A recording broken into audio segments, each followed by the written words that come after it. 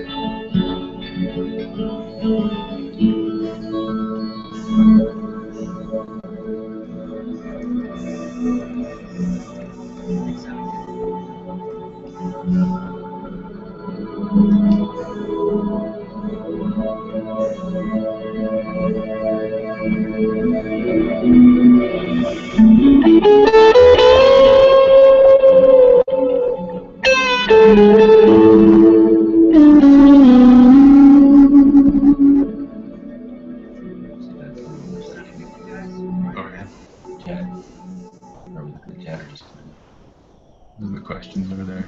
Right. That's just for the.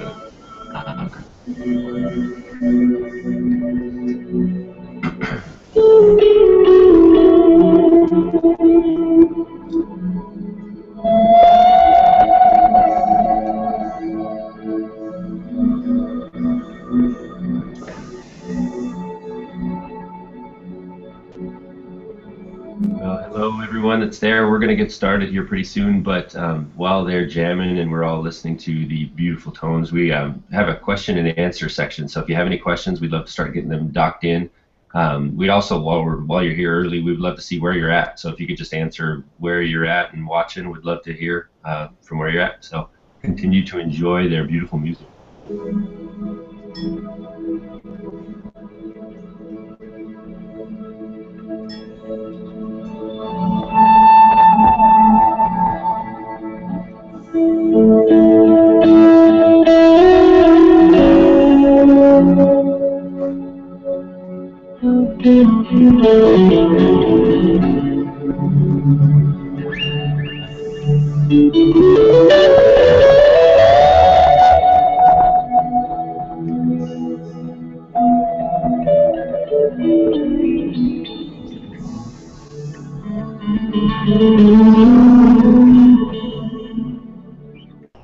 those of you having technical troubles, I guess just try updating your browser. And yeah, one of the questions too that came through is, will this be available later? Yes, it will.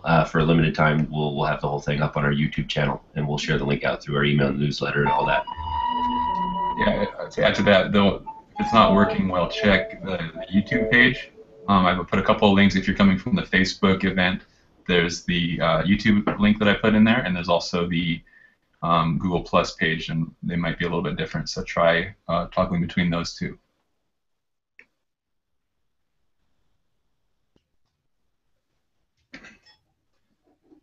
More ambient tones. More ambient tones. More And we have fader controls too, John and Chris, so you guys can keep jamming while we talk. So we've got that all over here. We'll give it a couple more minutes and we'll go for it.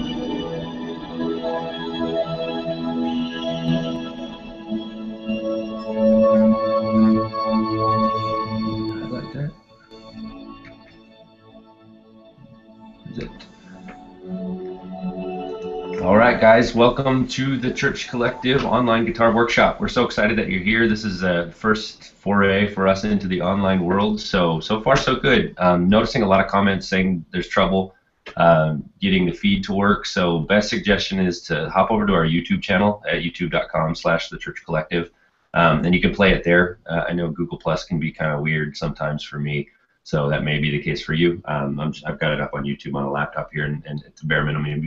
You will be able to see it there. So my name's Ryan. This is Ben, founders of the Church Collective, and we have John and Chris over here. They're going to take it away and just start talking guitar. Here we go. Can I get my iPad? Let me turn you guys up really quick. Yeah, volume. There we go. All right. Can you guys hear us okay? Just want to make sure the mic is hot enough. What's that little dinging noise? You hear that? Yeah. Is that people asking questions already?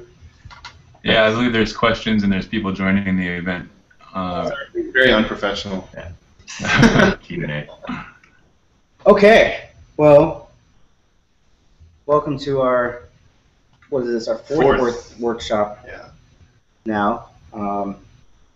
We've done one in Virginia Beach, one in Chesapeake, and one in Altamont Springs, Florida. And looks like we'll be doing one in Liberty pretty shortly. But it's been pretty awesome. We've met some great people. And we just really love what the Church Collective is doing. And both John and I have a heart to just share what we've learned over the years with up-and-coming worship leaders and worship musicians.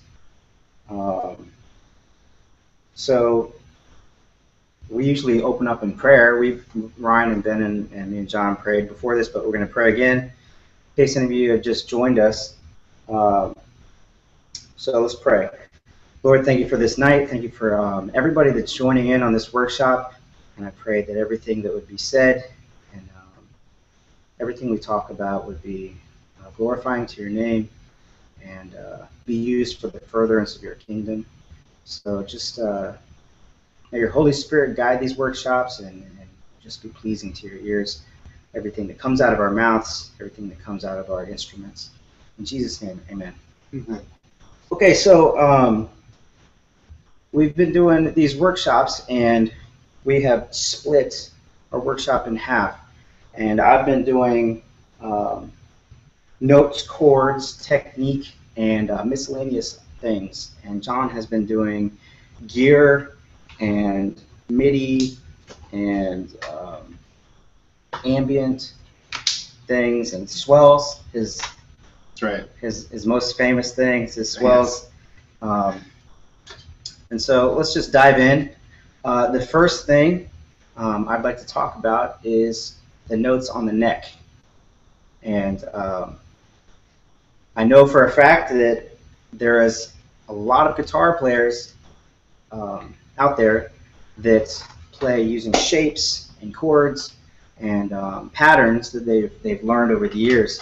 And we tend to not pay attention to the actual notes that we play. And when I was in college and started taking classical guitar and jazz guitar, the first thing that my jazz professor said to me was, "Do you know every single note on your neck?" And I said, "Sure, yeah." And he was like, "Okay, what's this?" And you know, I had to count up. And he was like, "No, you don't really know the notes on the neck." So before you buy any gear, before you buy any amps, or, well, of course you need a guitar, but before you start investing in other things, one of the biggest things you can do to improve yourself as a guitar player, if you don't already know it, is knowing every single note on the neck. And the way I recommend learning that is downloading some type of app like Fret Surfer or Fretboard Warrior, and just spending a little bit of time every day, whether you're in the car or in the subway or doing other things, where you're just sitting there and do these apps that test you on the notes on the neck. So you get to the point where you know where every single C is or every single G. And you know the notes the way a piano player would know them. So when you're playing chords, you know, okay, if you're playing an A chord, you're playing an A, a C sharp, an E, another A, you know. Not kind of basing your playing on just patterns and finger muscle memory. So in the handout that we have, there's a guitar neck, and it has every single note on the neck. If you've ever played piano, I like to think of the guitar as 6 pianos. So this is a piano, this is a piano, this is a piano. And even though we don't have white and black keys, we've got the same notes that the piano has. So if you've ever played piano, you know that going from an E to an F, there's no black key in between. And then the next interval would be a black key, which would be F sharp. So it would be E, F, F sharp, G, G sharp, A sharp, B, and then B goes straight to C, C sharp, D, D sharp, E. So quick way to memorize that is everything has a sharp except for B and E. Kind of a shortcut I teach my beginning students. Technically, B and E do have sharps, I know, for your theory buffs, but if you just need a quick way to memorize it, just go a note and then a sharp, then a note and then a sharp, and when you get to E, go straight to F. When you get to B, go straight to C. So same thing for the next string: A sharp, B goes to C, C sharp, D sharp, E goes to F sharp, G sharp, A. So another way you can look at the neck is from here to here is like one guitar, and from here to here is the same thing over again. So anything you play, take some delay off, some ambience. So if you play, you can go up to this dot up here and play the exact same thing. So you don't have to really learn the whole neck, you just have to learn half of it and then know that past these double dots, it's the same exact thing. So yeah, download one of those apps and start quizzing yourself, and I guarantee within a couple months you'll start really knowing your way around the fingerboard more than you would if you're just thinking about box pentatonics and bar chords and patterns and shapes. The next thing that I like to show people, and this is for worship leaders that want to just a quick and easy way to learn guitar. I teach them what's called Bible study chords, and I call them Bible study chords because if you're a singer and you just need enough guitar to learn to be able to lead, simple songs in a Bible study. If you have a capo and you learn these two families of chords, you can easily play pretty much 99% of worship music out there. Not the crazy gospel stuff, but the modern, like, Hillsong, Chris Tomlin, Matt Redman, those kind of songs are really easy if you just learn the two families. And the first family, if you look on your, if you have, do they have access to the handout, Ben and Ryan?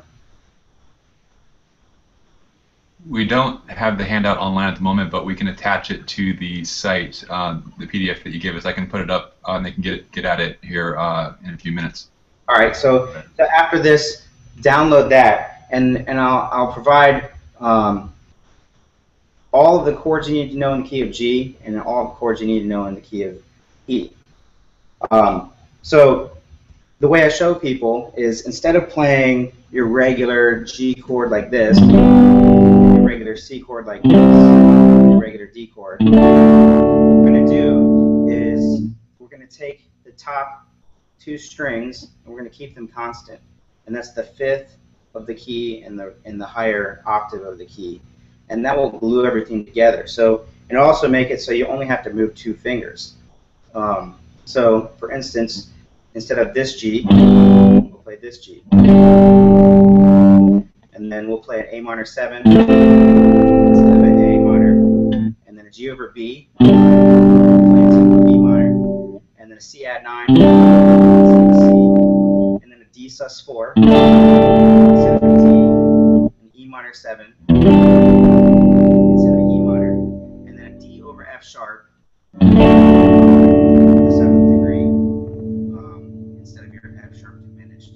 So you get kind of a scale.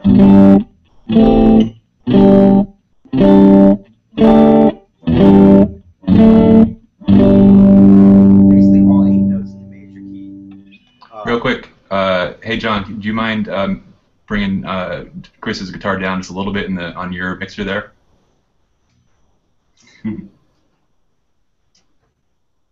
Okay, so and what that will do is help you glue your chords together. So, like, say you're playing an intro that's G to C.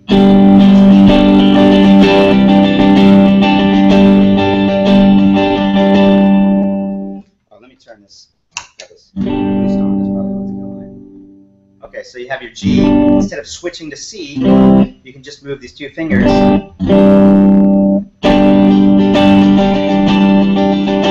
And these are great for acoustic guitar. And like I said, this kind of stuff is for your worship leaders, your new guitar players, anybody who's just getting in and kind of wants a fast track to being able to lead or write songs. So the next thing I would show students is doing the same thing in the key of E, which is a little bit more fun, but we're going to use the same concept where we're keeping these two strings constant. So we'll have basically E down here, then this F sharp minor 7, G sharp minor, then A sus, then B, C sharp. So basically we're just doing a scale again.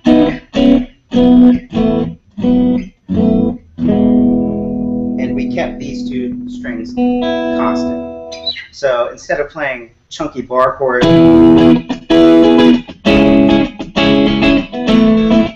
then you're playing like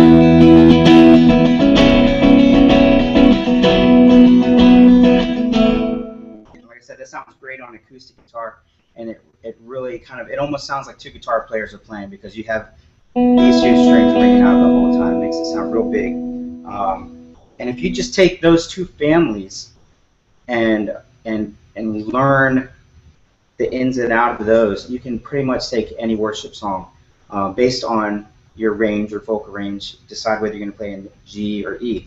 And then if you add one of these guys, worship leader's best friend, a capo, you can change it into any key.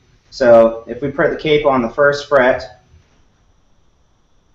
then the G becomes the key of A flat or G sharp. And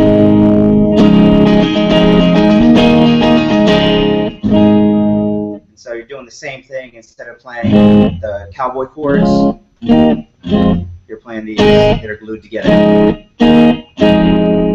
So these two strings are staying constant. Now you can do the same thing with the key of E. Like say you're playing the song One Thing from Hillsong.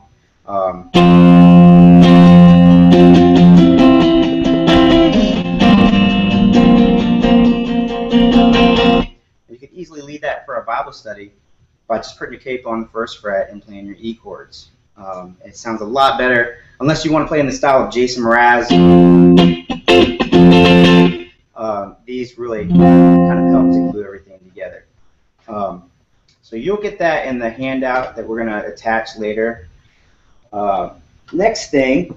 The handout is now on the website. What's it called? Guitar Workshop. .churchweather.com. It's also on the Facebook event. I just posted it in there. So it's a PDF. If anybody wants to grab that, cool. So referring to it, it's there. Yeah, I'm just actually going straight through that handout. So if you can download that and follow through with me, it'll make a lot more sense, because you'll be able to see these shapes. The next thing is power chords. Most people know power chords. Add a little overdrive.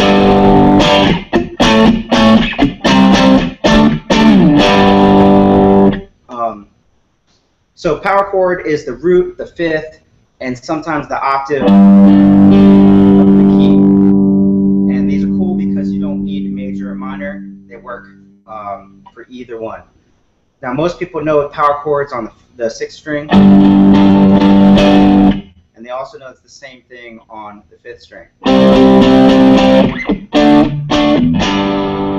But what I like to do is move it over to the next strings. So on the sixth string, you would have, like, say you're doing a G power chord. You would have the third fret, the fifth fret, the fifth fret. It'd be the same shape for the fifth string. But then when you move to the next string, because the B string is a half step down, you have to adjust. So your shape looks like this. So your first finger is on the third fret, your ring finger is on the fifth fret, and your pinky has now moved up to the sixth fret. And that's cool if you're playing high stuff.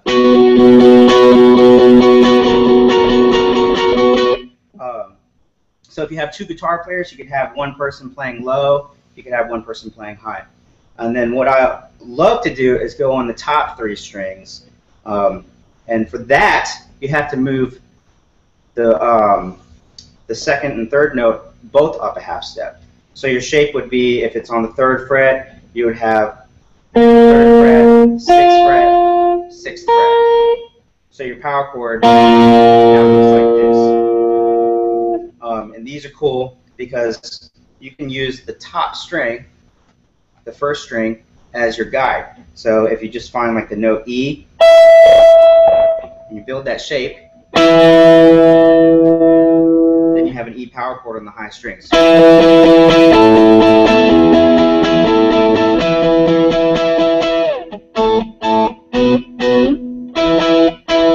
Add a little bit of delay to that.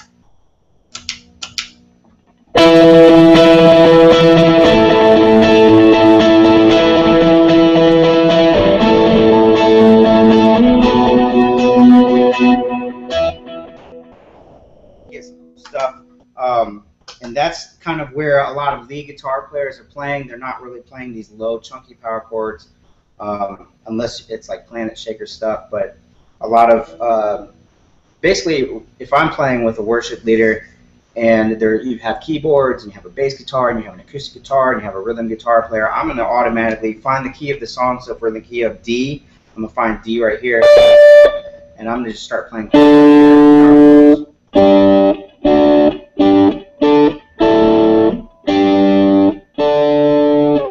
And that can automatically make you sound a little bit more modern, not sound so chunky, instead of like.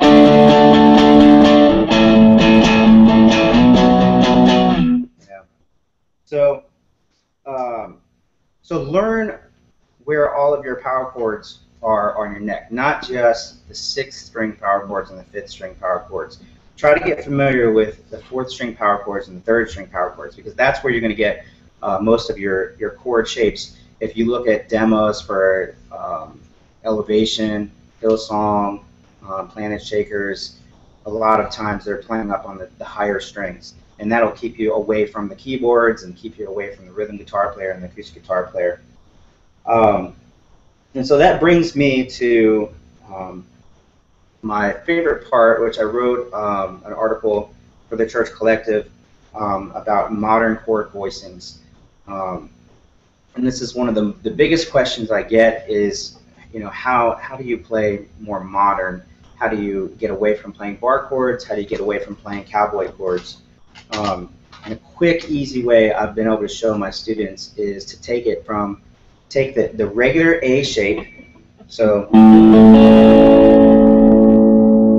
that A chord that you learn, you can do it like this, you can do it with a bar, and then dissect that. But first off, we're going to move it up. We'll just randomly pick C. So we'll move it to the 3rd fret. So now we have C chord. So it's the same thing as if we were playing A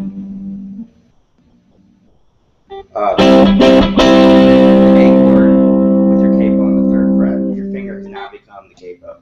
That's a bar chord. But I don't like really playing bar chords, especially for a long set. My fingers will start hurting, so I'll take them and break them apart. Let me move down. If you're looking at the handout, if you go to the, let's see, what page is it? There it is. It's the 1, 2, 3, 4, 5, 6, 7th page. And this will break down how to dissect it. So your first chord is your regular C chord. We're going to break that apart. So the first thing we're going to do is just pick the 5th string and the 4th string from that C chord. You take those 2 notes, like just those, you have your regular power chord. If you add the 3rd string, you still have a power chord, but you have an octave on top. Most people know that. If you take away the 4th string, then you have your octaves.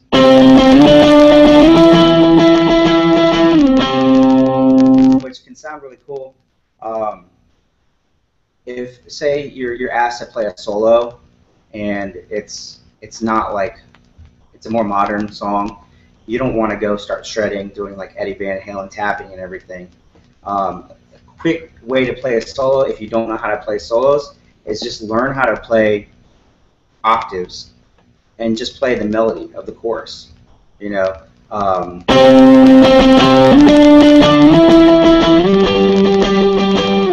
and just kind of riff on the general motif of the song. And usually that's kind of what you're looking for in a worship setting. You're not looking for blazing fast solos. Unless, like I said, unless you're playing gospel, you're playing Israel stuff, then go ahead, you know. But if you don't really know how to solo, I would advise just start messing with octaves and just pick out little simple melodies. Okay, the next shape, if you take the fourth, third, and second string, and you just play those notes. So here was our C chord. We're just going to play these three. Then you have the fifth, the root, and the third. Now that's cool because they're all on the same fret. And that's one thing I didn't bring was my slide. If you have a slide and you want to easily play slide, quick tip is just take the fourth string, third string, and the second string, and instead of playing like C, F, G, just play the three notes, and you can slide around.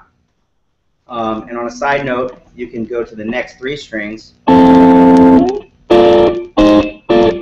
get the minors, the three minors.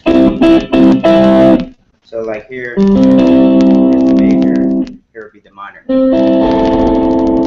And then that's your 6 chords from your major key. And you can slide around and basically fake like you play slide. Add a delay, add your volume swells that John's going to teach us in a little bit, and you're good to go. Next, deconstructing it some more, playing just the middle 2 strings. So you have the fifth and the roots. Now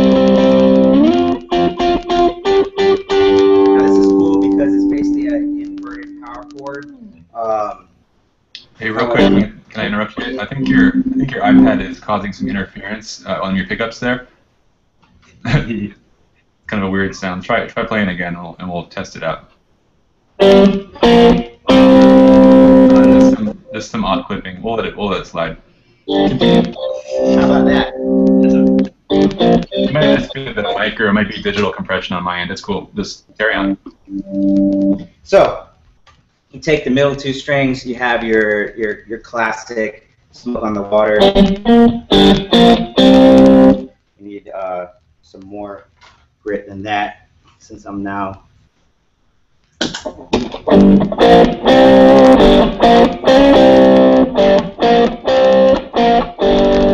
Okay, so you wouldn't really want to play that song in worship service, but you can use those 2 notes.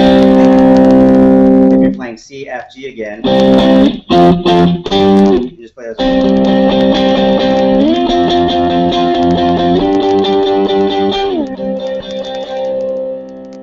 So easily moving around the neck with just one finger.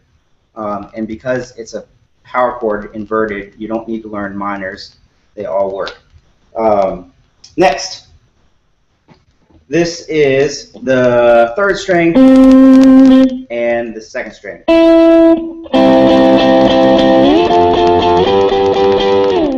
Now, if you have played the song Wake by Hillsong, which I just forgot how that goes.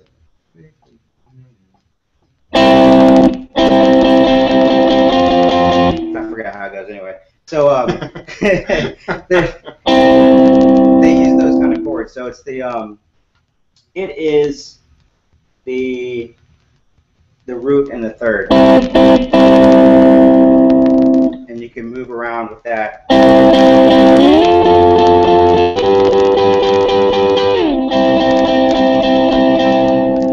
Get even higher up the neck.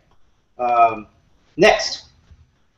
This is kind of weird when there's not the audience. It's like, is anybody following this? There better be some good Q&A. I know. Okay, so the next shape is on the 4th and the 2nd string, and that's cool because let me make this a little bit bigger so I can see it. You have, if you're playing in a band, and your bass player is playing the root, and you don't need the root anymore. So now you can play the fifth and the third, and combined with your bass player, you have your full chord. And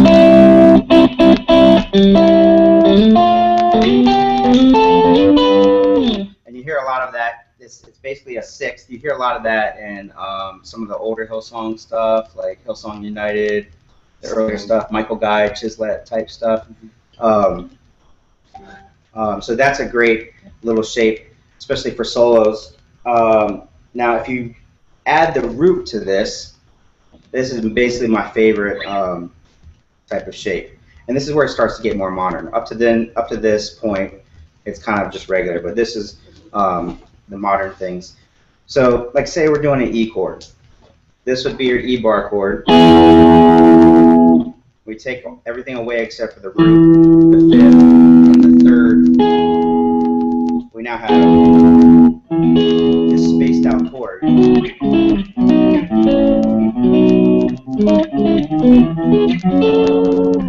Which sounds really cool.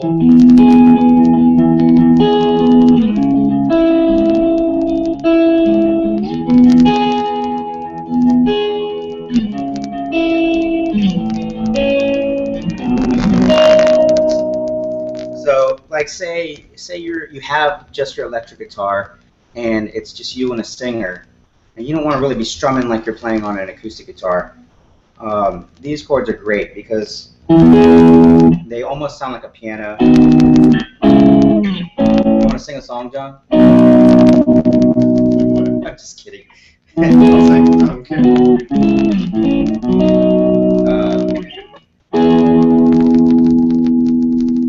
How about Hosanna? Can you sing that?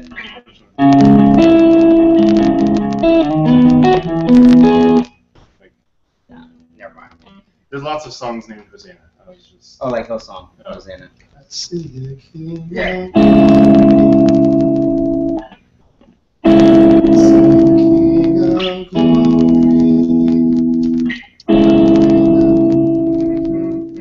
It's been a long time.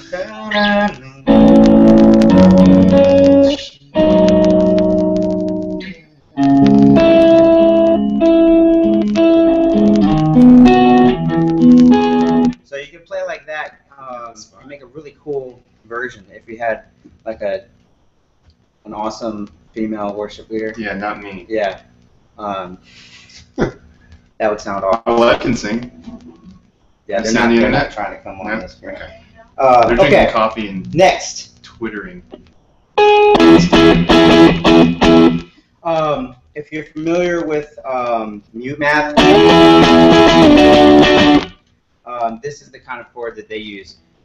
It's almost the same thing as the previous chord. It's the root, and then instead of doing the root, the fifth, third, you have the root, and the third. So you kind of have this octave right here, and then the third on top.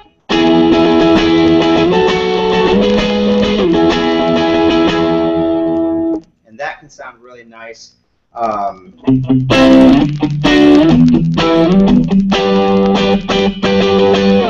lot of the King's Kaleidoscope and Citizen stuff has those kind of chords. They're really kind of fresh sounding. The next one is kind of the same as those previous two, but it just has kind of sounds like Red Hot Chili Peppers. But anyway, so it's the root and then the third, but an octave above. And this kind of shape is great if you add. I'll show you a little bit later. I don't want to give it away right now, but the stuff that John's going to be doing with a lot of delays, the soupy kind of sounds. This is going to sound great because it's not too many notes. It's just two notes. It's enough to get what you need from the chord, but you add all that extra stuff, and you can really play some ambient things without getting too muddy. And I'll show you in a little bit what I'm talking about. And then the last, let's see. The last two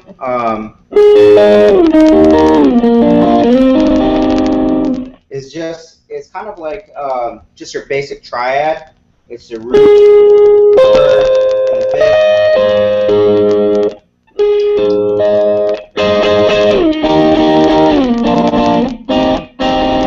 So if John, you could I have you check levels one more time? We're still getting a few complaints about the clipping. Maybe just bring it down a little bit more on the guitar, but the vocals sound good. Guitar might be just a little bit hot. Audio pops from DSP, says Nick Gizzy. I'm sorry if I said your last name wrong, but thank you for the tip. Yeah, I mean, I'm sure it's it could just be the Google thing, but we'd like to get it as clear as we can. So far, it sounds good to me. It sounds decent, but my vocals sounded good and my guitar sounded bad before. It's usually the opposite. if we could get more of that singing, that was pretty good. Yeah, we might do that again. When you have a class of worship leaders and you ask them to sing a song, they all sing it. Yeah. You have two of us, and Ben and Ryan staring at us. How about now? It's a little bit more even, at least. So that way, when you're talking and playing at the same time, I can still hear your voice. So let's run with that for a little bit, and I'll let you know. All right. So this is just a triad. And like I said, if you have multiple guitar players on your team or in your band, and you want to distance yourself away from them, if they're playing down here, a great way is to go up to the top 3 strings and play just your regular triads.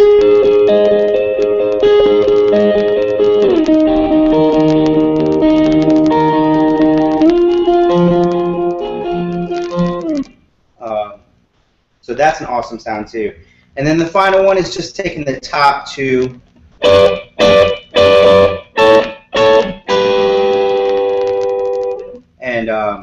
and really kind of putting yourself at the top of the spectrum. If you have a lot of guitar players on the stage and you just want to kind of get away and just add kind of an icing on the cake. Okay, so how does that all work? So some of those things are really spread out type chords like this guy. So it doesn't sound that great with like a clean sound. I mean, it sounds okay, but what it really excels in is when you're playing with a bunch of ambience. If you have a bunch, like say you have 2 reverbs and you have 2 delays on, and you know your compressor and a Hog or some kind of modulation, and you let's see how something like that. If you play those wide open chords.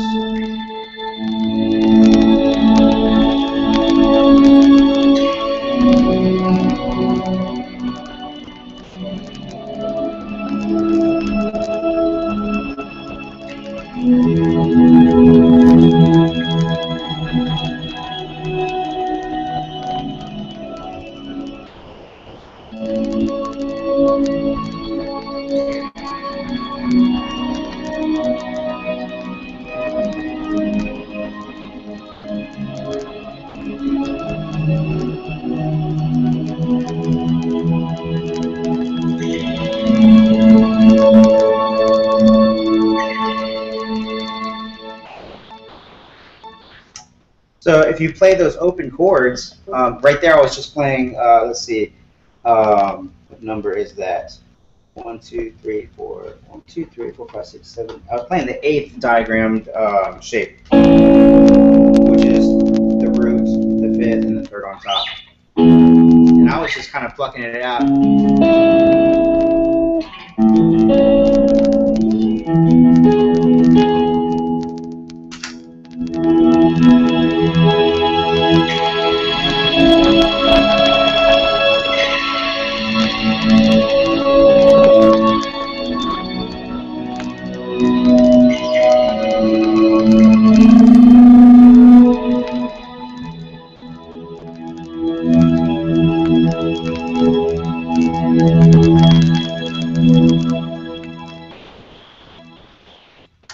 So with all of that going on, you don't want to play a lot of notes that's going to muddy it up.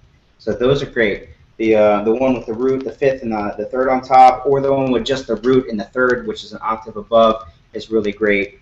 And those are kind of shapes like John's going to be playing when he gets into the ambient stuff in the second half. So that's a quick way to get from your C bar chord and playing your chunky type chords and kind of break it up, open it up, and start playing a little bit more ambient, a little bit more modern, and just kind of distance yourself. Okay, so next, let's see, is my iPad still interfering? Can you hear that? You're trying to beam tones into your. I don't think that was the problem. We just have a little bit of weird like clicking compression, but it's probably just from all the series of tubes that it goes through to get to the internet. So. Yeah. This is why you should invite us to your church. Little plug. I guarantee that it sounds a lot better than the amps like in some other room. When you can hear the amps in stereo and see how it's really sounding, it sounds awesome. Okay. I'm gonna address a question or two here. Somebody asked about the ambient swells and what effects. We have a whole section on that. John's gonna be talking about. So he will be covering all your ambient swell needs. Stay tuned. Somebody's asking, Chris, what pedal you have for the shimmer. I'm going to go ahead and switch to your pedal board really quick, and you can talk about that for a moment if you'd like. Let me broadcast that. There you go. If you want to kind of just talk about what you're using for shimmer really quick. I was using two things. I don't even know if I had this. I'm using the space for shimmer specifically. It really just stays on the shimmer effect.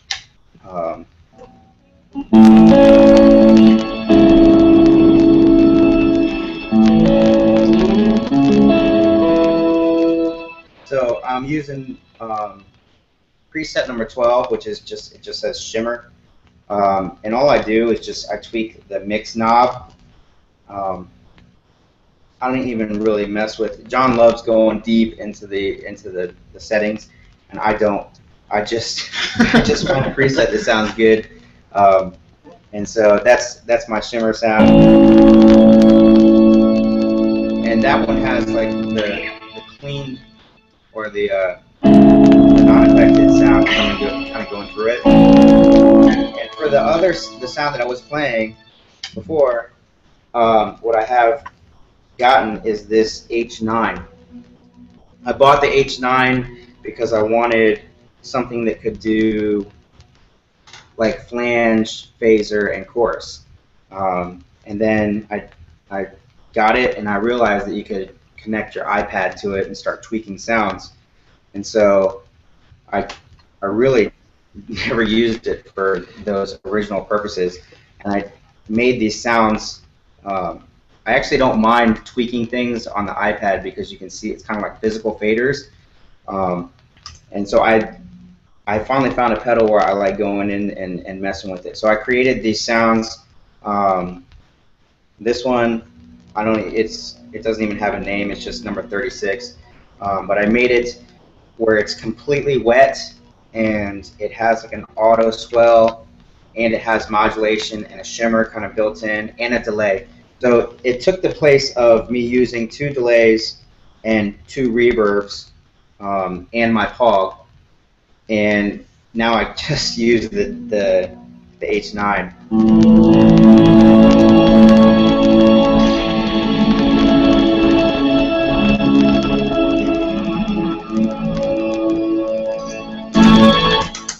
So I don't even need my volume pedal anymore. Really, I just need my H9 and my guitar, and I'm good. Sorry, John. John does it. We won't steal too much more of his thunder. Yeah. One more question. We'll reiterate that the chord diagrams are all available. I put those up on the Guitar Workshop website as well as the Facebook group, or sorry, the Facebook event. So those are available for download, and I'm sure we'll probably expand those into more posts for the site in the near future, so they'll be available that way as well. Just looking through the rest of the questions here. I think we're good. Why don't you guys go ahead and continue? Okay, so I'm going to skip the Nashville numbering system right now and kind of go to the hybrid picking because I've been using hybrid picking for the last like 10 minutes. Hybrid picking is something that I highly recommend. When I started taking jazz lessons in college, it's just kind of what you have to learn how to do. It's kind of like classical finger picking, which uses your thumb, your index, your middle, and your ring. But you incorporate your pick, and your thumb and your index finger has become one appendage, and then your other fingers, now you're going to incorporate your pinky, so you have 1, 2, 3, 4. So your pick is doing the thumb work. Your second finger is now doing what your index finger was doing. Your ring finger is now doing what your middle finger was doing, and you have to now add your pinky. And that's the hardest thing about the hybrid picking is getting your pinky in there. And what I do is I grow out my nails just a little bit, just so you can see a little bit of white. And I use a mixture of nail and flesh.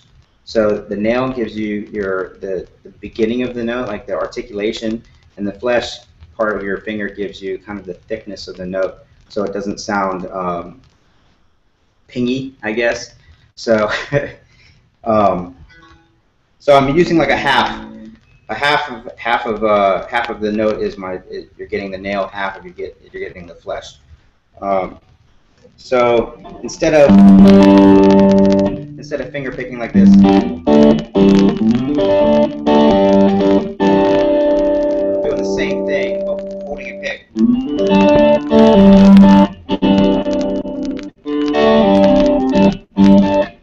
Now that allows you to do a lot of stuff. You can alternate between finger picking and regular flat picking without having to put your pick down like this or put it in your mouth and play. You can always have your pick in your hand. It also allows you to play certain notes without having to do a strum. You can pluck out. You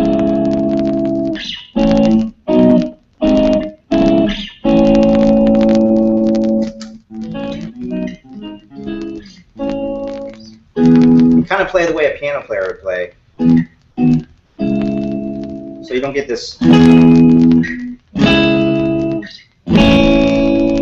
You get. It can be really cool in worship if you're, just kind of trying to set up mood. If your pastor's praying and you just want to play behind him, you incorporate the hybrid picking with some of those more modern voices that we were talking about just now, and you sound way different than the guitar player that's in the background.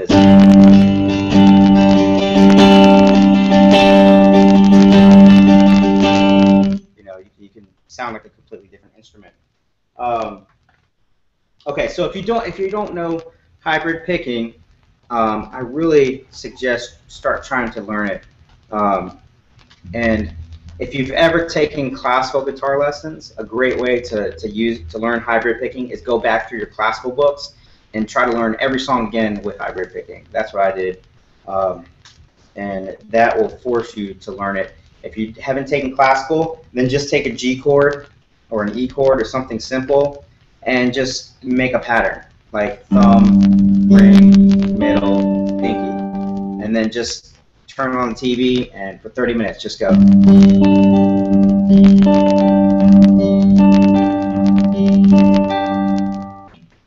Preferably with your guitar off so you don't bug anybody. Then make another pattern. Thumb, pinky, ring, middle. Till eventually you have more complicated patterns.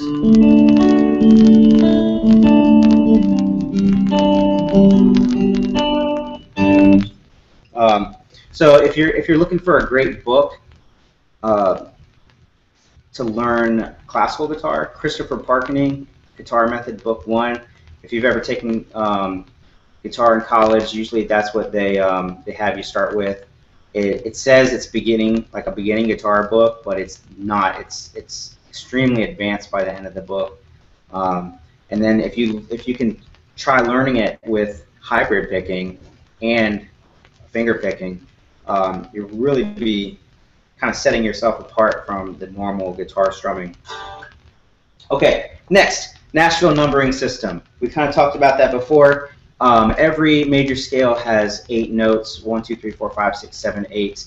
And like say we're in the key of C. We have C major, D minor, E minor, F major, G major, A minor, B diminished, and then C again. Now, if you're on a team that has horns, or maybe somebody is in a drop tuning, or somebody's using a capo, you'll have people playing in all different keys for this one song. And it's really hard to communicate with people when everybody's in a different key. So what a lot of studio musicians do, and session musicians and touring musicians, they speak to each other in the Nashville numbering system. And what it is just, instead of saying like C for the key of C, C major, you would just say the 1 chord. And for the D minor, the second chord in the key, you would just say 2. So somebody might ask you, how do you play such and such song? You would say, oh, it just starts off 1, 4, 5, 6. You know. So if you're in the key of G, G would be 1. G, A, B, C would be 4. G, A, B, C, D would be 5. And then G, A, B, C, D, E minor would be 6. So instead of saying, oh, I'm playing G, C, D, E minor, you would just say, okay, 1, 4, 5, 6 is the progression. 6, or 5, 6. So that way, if you switch to another key, like say the key of E, E would be 1, F sharp's 2, G sharp minor 3, A, 4, and B is 5. So if we wanted to play 1, 4, 5, 6, it would be E, A, B, and C sharp minor. So now you can speak to other people that are playing in different keys and be on the same page without having to transpose and kind of, be kind of talking in code. Everybody is on the same system. So if your team doesn't use Nashville numbering system, try to teach it to them, and it'll be a lot easier, because like say you have an MD, like a music director, and you're coming to the end of the song and you're kind of deviating, then the MD can say, okay, let's just switch to the 4 chord and end on the 4 chord, and he doesn't have to say, okay, for trumpets I want you to be on B flat, and guitars I want you to be on C. He can just say the 4 chord. Also, if you learn songs in the Nashville numbering system, then you won't have to relearn it in every single key. You learn it one time and you know the song. And if you just move your capo up, or you just kind of know your songs, your keys and numbers, you can easily transpose without having to get out a pen and paper and rewrite the song. So, like I said, if you're not doing Nashville numbering system, try it. It'll really help you, and you'll find that you memorize songs a lot faster by using that system. Okay, and then so to go to miscellaneous stuff, I'd like to talk about just your general influential players that everybody should kind of know if you're playing modern worship. The first person I like to talk about is Stu G. He's the guitar player from Delirious, and he kind of opened up everything. I think of him as like the edge of Christian music. Delirious was one of the first bands in the 90s to really start doing like a modern rock feel, and to me, he's like the father of worship guitar, and he still plays to this day. The Edge, I actually should have started with The Edge. The Edge from U2, he is what a lot of people are basing their tones off of. That's where you get the dotted eighth delay sounds and all the Hillsong tunes.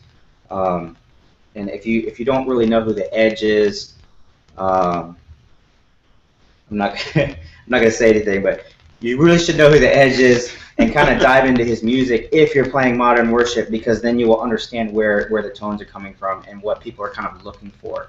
If you've never heard him, you can check your iTunes, and odds are you have a U2 album on there. Yeah, that free you can one. check out now. Yeah. So love him or hate him, he's definitely one of the most influential people for just the tones that are going on in modern worship music. And then, like I said, Stu G, it was the Christian version of The Edge. And then you have Nigel Hendroff from Hillsong. He's the guy with the dreads, and he's the one that's been playing all the lead parts that you've been playing forever. And he is the one that's kind of really ushered in the new era. Him and Michael Guy Chislett, I think, really just kind of opened up, transitioned worship from being strictly piano-based to kind of keyboards and guitars. The next person is James Duke, a lot of people's favorite player. James Duke played with Jason Upton, John Mark McMillan. He now plays with Matt Redman and Stephen Curtis Chapman, and he's the one that really kind of started playing, kind of opening up the ambient playing and the slide playing. Like pretty much everybody's playing slide now in worship, and he was really the guy for that. And he also has a great kind of southern rock feel to a lot of his John Mark McMillan tunes. So if you don't know who that is, check him out. And you'll notice that a lot of people's pedal boards resemble his. He's one of the most famous and the most notorious for people kind of mimicking the pedal boards that he's using. But he's definitely one of my favorites. I love the tones he's getting. And Jeffrey Kundi is the guitar player for Jesus Culture in Bethel, and he is the one that's, where all those, let's see, what's Awakening, is that the song? All of those kind of lead lines are coming from him. And he's got a more kind of in-your-face. I know he pushes his amp and uses like a drive sound, and he's got a heavier sound than some of the other guitar players, but check him out. And then someone who's not per se a Christian worship guitar player, but is very influential, is Andy Othling, and you can check him out on YouTube at still Tube Screamer, is it? Yeah. I think Tube Screamer is his YouTube, and he's got a bunch of demos, and he is like the ambient guy, and so you can learn a lot from the way he's playing. Miscellaneous stuff. In-ear monitors. Everybody pretty much these days, well, not everybody, but a lot of modern churches are going to in-ear monitors. There's a lot of different kinds. There's universal fits like these, where they have just kind of a foam thing on the end of it. Or you can go, what's that? What brand is that? This is Shure. This is a Shure like 425. And then you have your more high-end custom in-ear molds where they actually mold your ear and they put them in your ear, and they're a lot more comfortable and they sound better, but they're a lot more expensive. You have different brands like Ultimate Ears, All Clear, 1964 seems to be the most popular. The only thing is they're really expensive, and when you step on them and break them, you're really upset. And this is my fourth pair of in-ears, and I keep stepping on them because they'll fall off, and you back up and you hear a crunch, and that's it. And so I do have, I'm getting a pair of All Clears, but I don't even know if I'll trust myself bringing them out because I just always step on them. So Shure has a great warranty program, and they will fix pretty much anything you send to them. So that's why I just kind of settled with these. What else? Oh, one thing I always bring is a little mixer. Can you see this? So this is a little 4-channel mixer by Mackie. You don't even need 4 channels, but There's so many different things that you can use this for. If you're playing, I play with a couple artists that travel around, and we play at small churches, huge churches, barns, trailer parks, mega churches, big venues, whatever. You never know what you're going to get for in-ears. You might have a nice Aviom system where you can plug into, or you might be given a nice wireless pack, or you might just be given a cable, like a headphone cable. And so what I do is I always bring this just in case, and I'll bring an extra mic, and I will run my in-ear cable. If they don't have like personal mixes, I'll run one channel, the mix that they give me, and then I'll mic my cab with another mic, completely separate of the mic that's going through it, and run that into this. And then I can mix myself without having to talk to the sound guy and bug him. And usually he probably doesn't have the capabilities of mixing your guitar in for a personal mix if that's the kind of environment you're in. So this always comes in handy. Probably like 4 out of 10 times that I go play places, I'll end up bringing this out for some reason. I've even had to use this, let somebody use this to hook up to mains, and use this for the actual PA one time. It was crazy. We were outside on a flatbed trailer, and this was our sound system. So it comes in handy, and it's always nice to have. And so with that, I'll just set it down next to my pedal board, and I have got this snake that I made, and a lot of people ask me about this. Where's the end of this? So this snake is basically, unwind this, 2 cables in one. It's my guitar lead and my in-ear extension. And so I put both cables in a what's called TechFlex, and it's just like a snaking material that's kind of like Chinese finger trap, and it expands. You feed the 2 cables through it, you get some heat shrink, and you put it on the end, and then now you have 1 cable draping off of you instead of 2 cables, which is great, because what I have set it up for is I can put my guitar lead through my strap like this,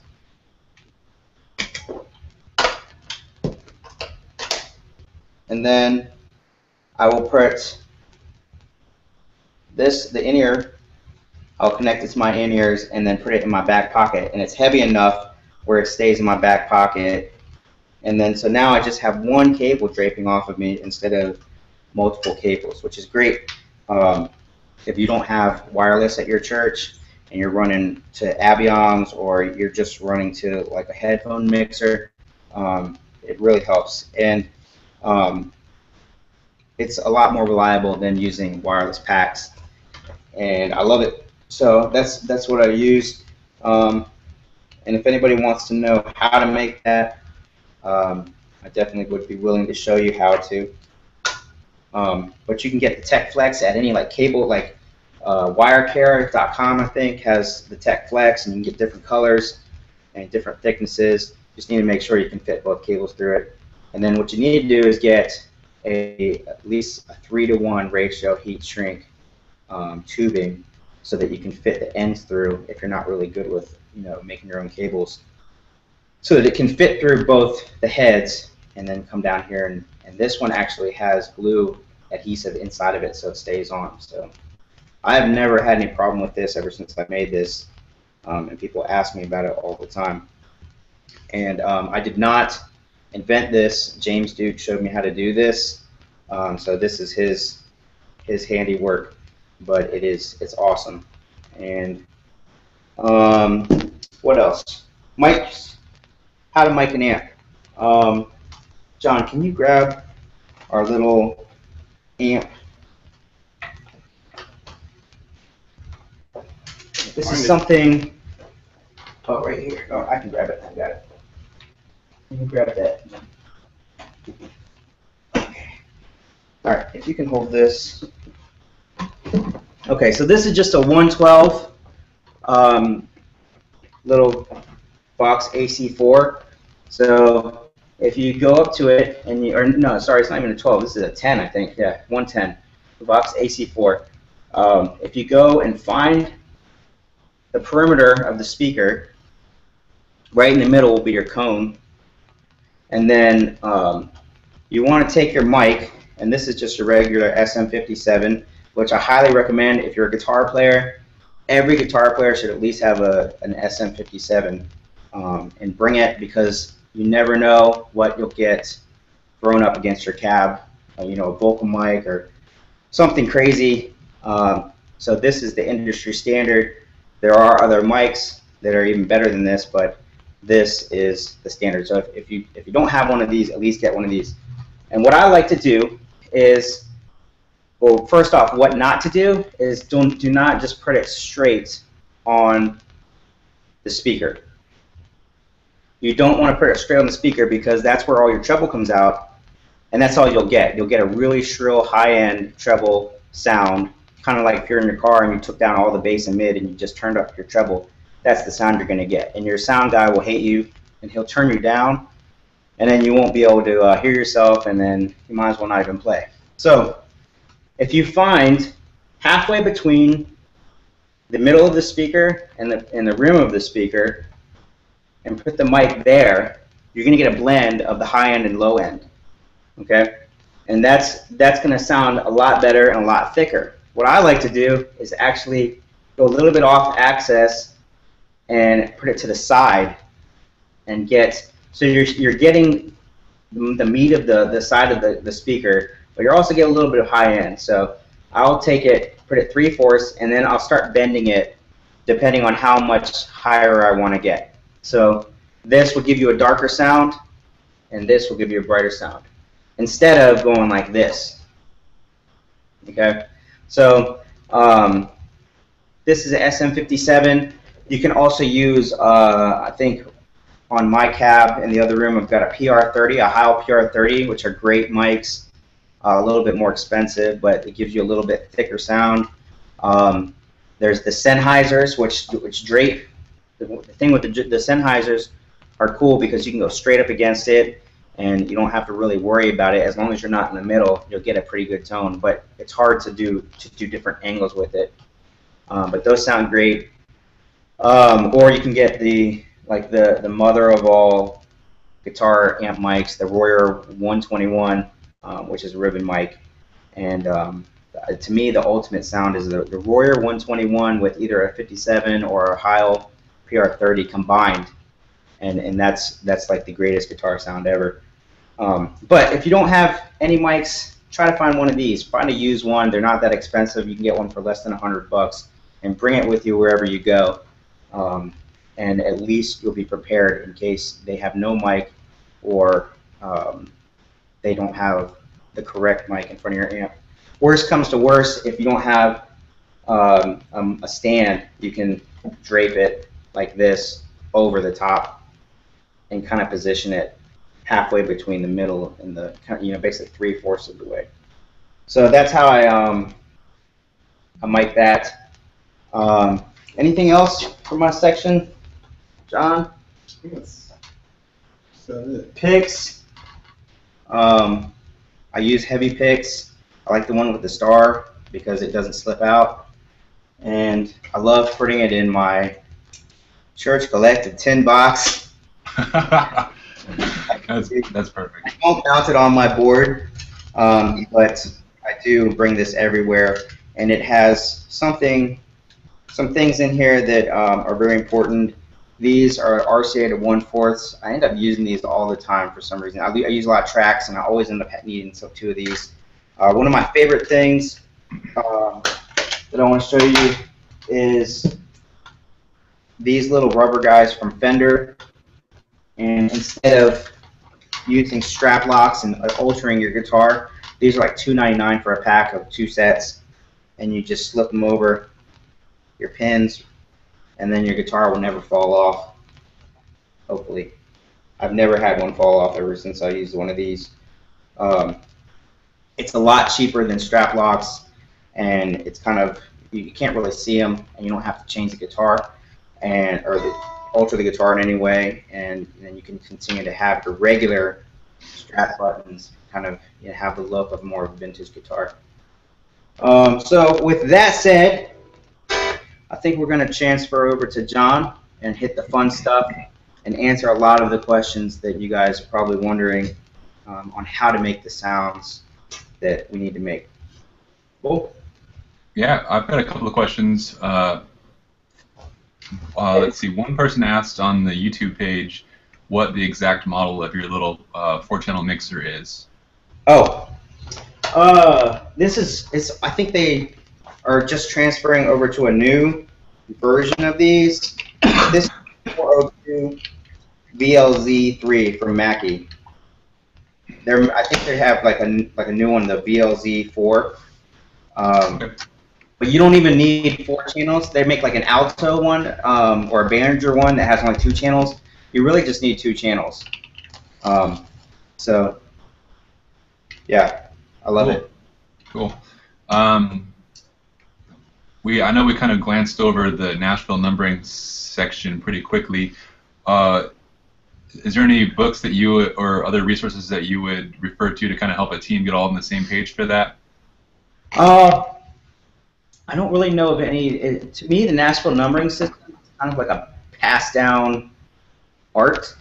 I'm sure there are books out there, but I've never found one. I've just learned it from playing in bands outside of church.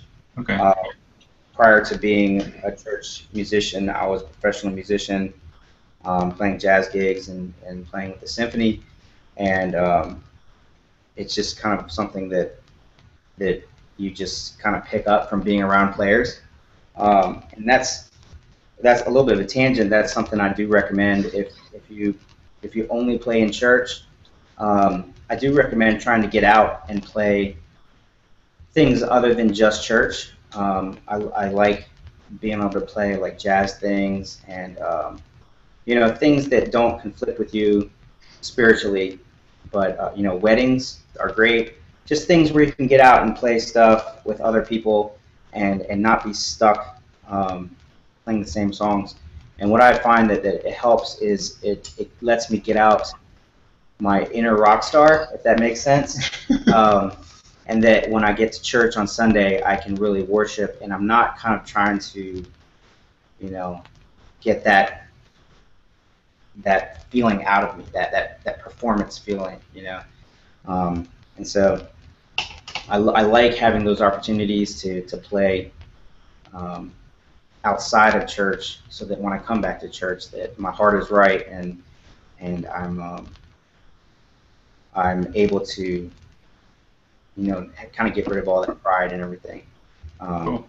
And I know that's a controversial issue, but I think if you are really in the Word and kind of you're spiritually strong, you can do both things without compromising. It's hard, but you can do it. Cool. Regarding the mic placement, I put it in the showcase. There's a link to the article that we have on our site about that. If you guys want to check it out, there's some more pictures in there, and that's one of our earliest posts by our good friend Fox Watterson. So it's another resource if you want to review that section. I added that in there to search on the website too. It's under sound. You can just use the search bar for mic placement. It'll come right up. I don't see any new questions for you, Chris, so I think we are all set to move on to John's portion. So, John, take it away. Awesome. Well, I'm going to adjust this mic for real fast. Cool. Well, my name is John Carolino. A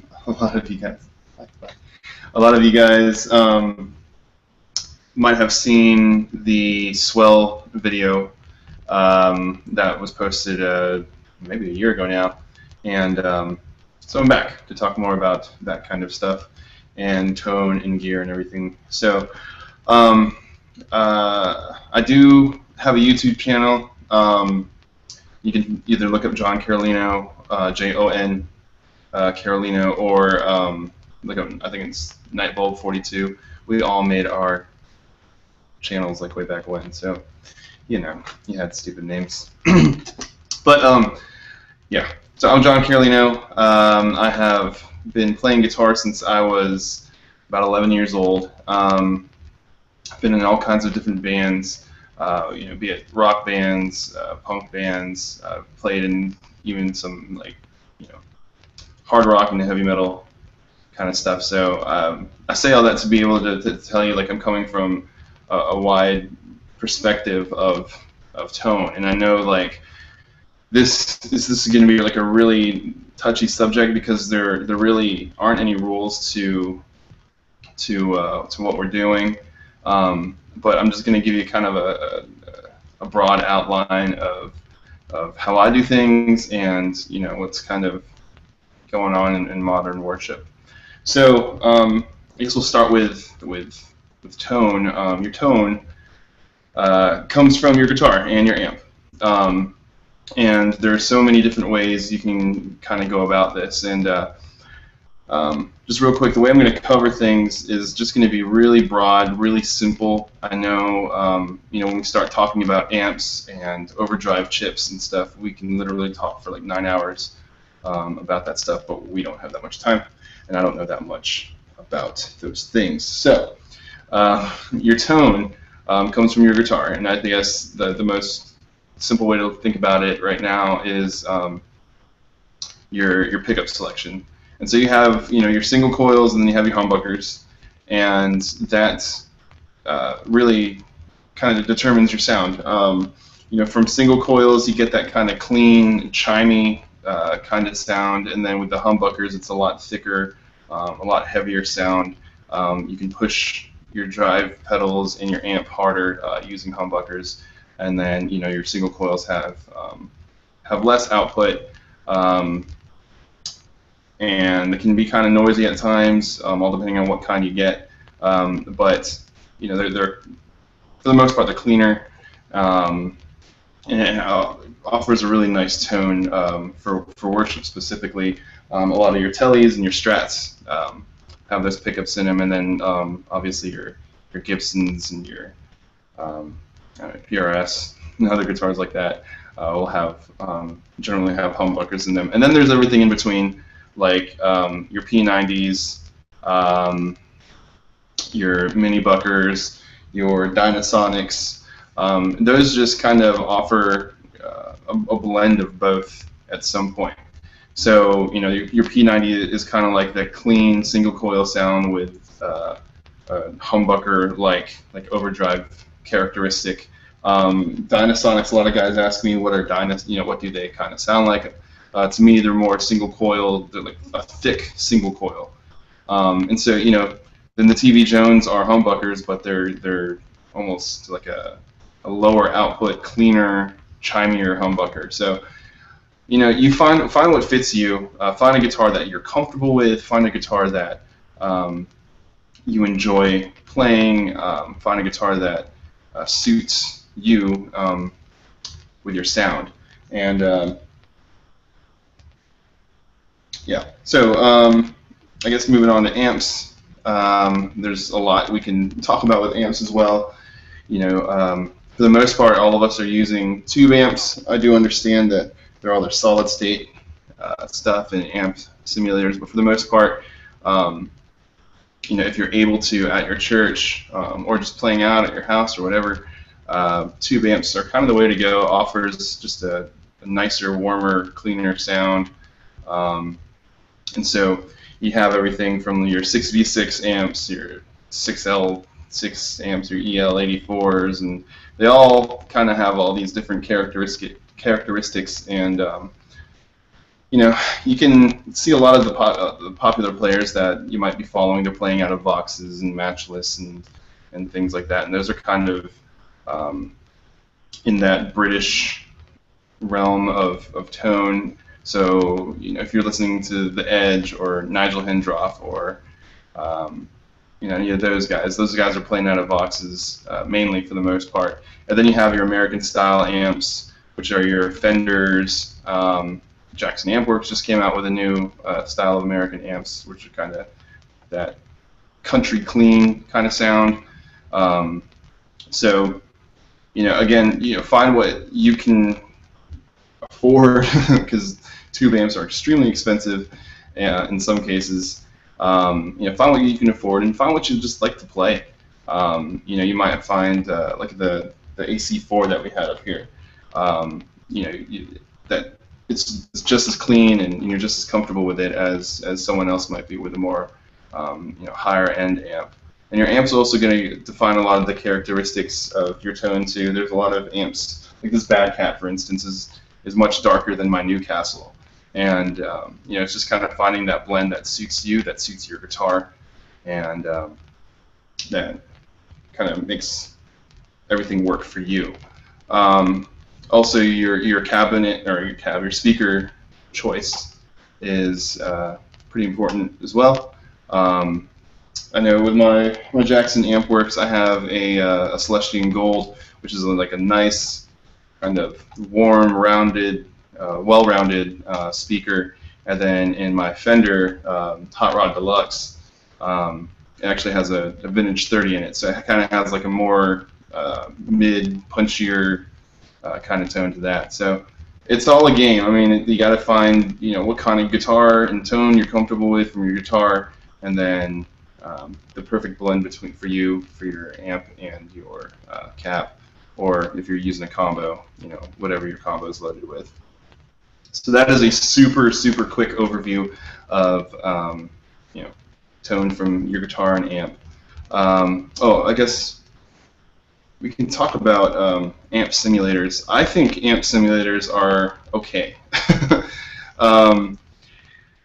In a lot of my YouTube channels, I actually just use an amp simulator, and there's two reasons. One is because I play very early in the morning, and my wife is still sleeping. And in a lot of cases, I was in a condo, and I'm in a townhouse right now, so I can't really just crank my amp and go wide open there. And then I think amp simulators are also a good thing to learn from. And so those of us who are rocking a Pod XT or a Pod HD 500 or whatever it is, I think it's a good way to learn about what you want, and a good way to learn about how to get certain tones from when you're at the point you can buy an amp. I played through a Pod XT for years, and they actually came with a little manual, and I loved that little manual because every time I'd go to the bathroom or something, I would just grab that manual, and it would show me what the amp models are and everything like that. So I would come and just read and look up all the amp models and stuff that I was playing through, and look at the history of those amps and the effects as well. And so if you're rocking a multi-effects processor that has amp simulators in it, use it as a tool. Try not to look down at anyone who is using one, because in most cases people are buying just the best case scenario for them, an all-in-one kind of deal, and they're learning, or they're just trying to find something more convenient for them, and they know how to navigate through their tone and through their gear. So I think amp simulators are great to learn from. I think they're great to use every once in a while. I think the clean tones kind of are a little better than the overdriven tones in most cases, but yeah. Yeah, we can talk more about that if you need. Again, just a quick overview of just tone and amps and guitars and stuff. So we will move to the fun stuff, which is pedals, because everyone loves pedals. So I quickly will do a super fast overview of just kind of pedals that you would typically see on a worship leader's board or a worship guitarist's board, and then we'll go ahead and get into some of the fun stuff and how I particularly do a lot of my sounds and tones and stuff. So I guess first things first, utility pedals. Utility pedals are your volume pedal and your tuner. To me, two of the most important pedals you can have on a worship team. Tuner, obviously, you need to keep your guitar in tune, and it doesn't matter if you're rocking the Boss or the Korg Pitch Black, or Polytune, or if you're cool enough to have one of those strobe tuners, that's cool too. I just think everyone should have one. A volume pedal, I think, is pretty important, just to be able to give your sound in your volume some dynamic. Like if your pastor is praying or something like that, and you need to just you need to be playing behind him, you can turn yourself down without blowing out the house and everything going full bore with your volume wide open. And then obviously everyone's favorite thing to do is swells. So you kind of need a good decent volume pedal for that. And then there's different things you can kind of do with your volume pedal, all depending on where you position it in your mix. So if your volume pedal is before your drives, for instance, you can maybe have your volume at halfway to kind of give you like a rhythm sound, and then you can turn it all the way up to give it more of a lead sound or something like that. So those are some basic utility pedals. I guess another utility pedal that can kind of fall in this mix would be true bypass loopers. You don't need them. They are convenient, and they do help when you do have, say, like an old vintage pedal that might be really noisy, or that colors your sound when the actual effect is bypassed. And so it just offers a lot of ease of use, and again, just cleaning up some of the sound, but we can kind of touch on that again later on. Overdrive pedals, meant to just simulate the sound of a cranked tube amp. A lot of the popular ones are your Morning Glories, your the list goes on. Your 808s, the Cheap Screamers and stuff like that. So a lot of people will try to start talking about like transparent overdrives and everything like that. But what they mean by transparent overdrive is something that sounds more like your amp and less like a Tube Screamer.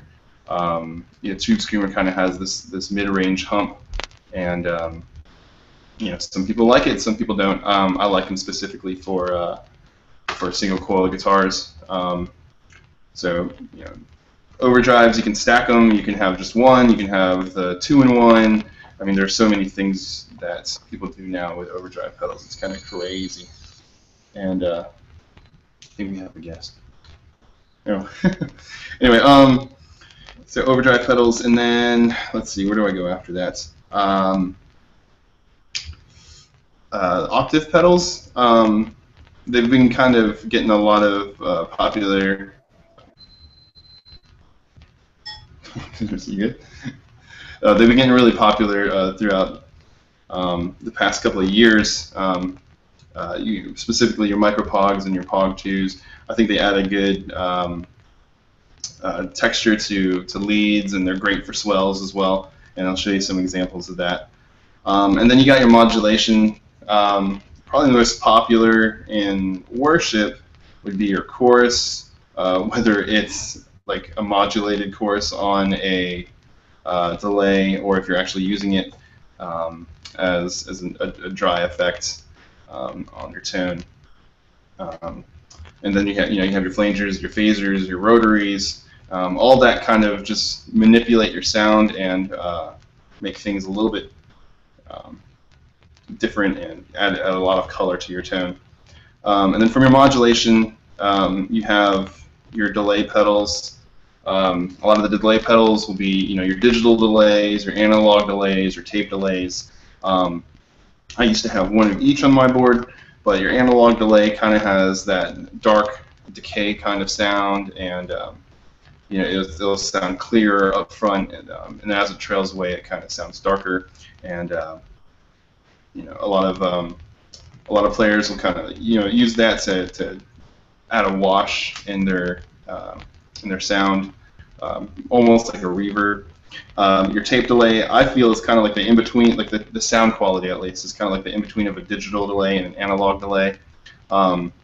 As it decays, it kind of just gets crinkled like an old school tape, and it gets darker and warmer as it decays as well. And then your digital delays, really, they can do anything, but typically you'll hear them do much cleaner and pristine repeats to the point where it just sounds exactly like the note you just played. And then your reverb pedals. A lot of the worship guys and ambient player guys, they are kind of leaning more towards the big, lush hall reverbs, and whether you're rocking an Eventide space or a Big Sky or a Blue Sky or a New Neighbor Wet, you're able to get that kind of big, washy sound and things like that. If you have one of these larger pedals, like a Strymon Timeline or Time Factor or Big Sky or Space or something like that, I would definitely suggest trying to go and get a MIDI controller to help dive into those a little bit more. It offers a lot of ease of use. Disaster Area makes some great controllers for these big MIDI pedals, and I think being able to utilize them in your worship sets and in your pedal board just expands the ability that you have with these pedals, and it makes it a lot more enjoyable to use at some points too. And if you have like a series of them, like Chris has a Timeline and a Space. I have actually 2 Timelines and a Big Sky. A lot of these MIDI controllers can activate these pedals all at one time, or deactivate them, or change presets at one time, and so it's great for worship sets, great for just ease of use and forming different sounds and tones. So, one pedal I forgot to mention up front would be a compressor. Compressors are great if you are finger picking a lot, or if you're strumming and need to kind of even out the tone. It kind of brings up the quiet notes and brings down the loud notes. So it's a great tool to have. So this is weird, not like actually being in front of people, but I also sweat a lot, and it's cool. But we're going to go ahead and start talking about a few fun things with pedal boards and just typical things a lot of guys like to do. So, grab guitar.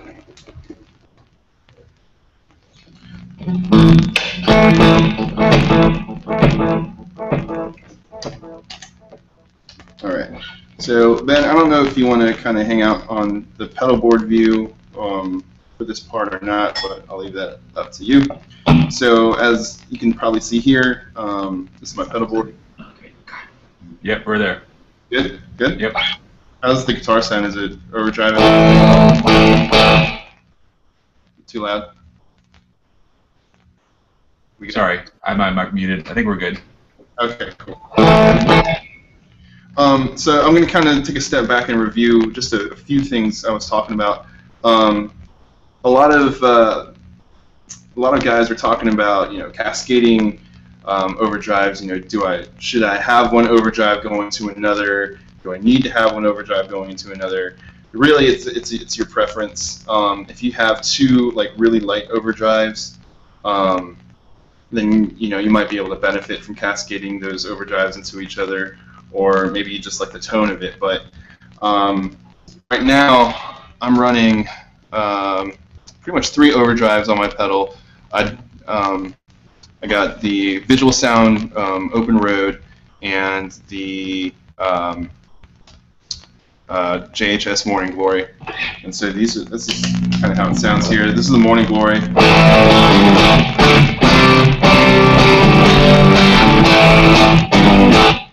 Kind of a little louder than I like. And then I have that. Actually, I'm sorry. That's the Open Road, and then the Morning Glory is right here.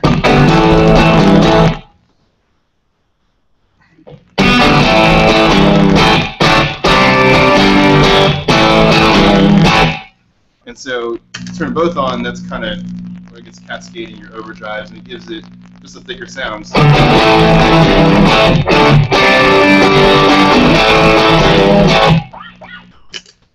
So it's kind of cascading overdrives and stuff, and there is an endless combination of what you can do with it. A lot of guys will like to chain a transparent overdrive with an 808 to give it a really thick sound. So I'm gonna try that right now. So this is the Visual Sound Route 66. It has an 808 overdrive built into it, along with a compressor. I keep my compressor on all the time. The compressor I use more as a boost, because my Dynasonic pickups are really quiet, they're really low output.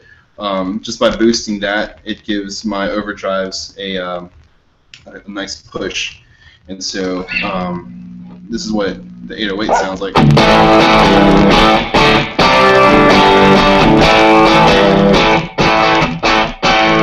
You can kind of notice that like mid frequency is a little bit higher than, say, the JHS Morning Glory.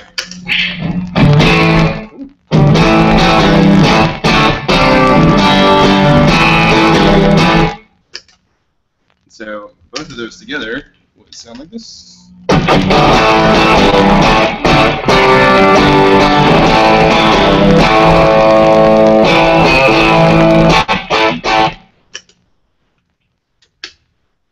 So that's kind of combining two different types of overdrives as well.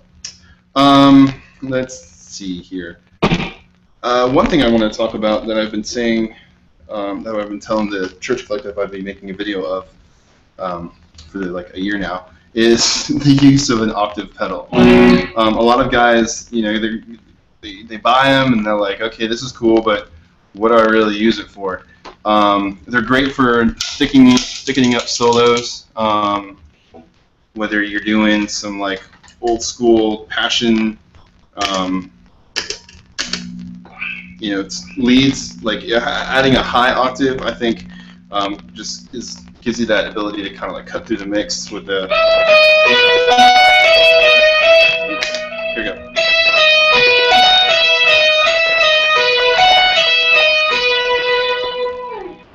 You can kind of hear that high octave kind of cutting through, you know, when you're in the full mix with a band. And then thickening up a solo, kind of like in songs like Hosanna.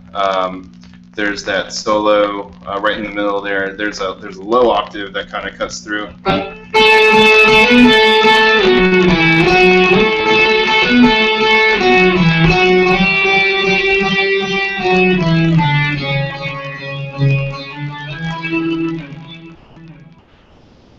I think that's another great use for it too.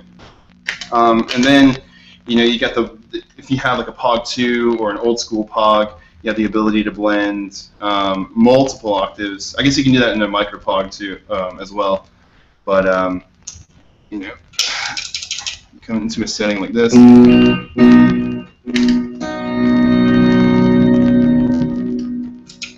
Sorry.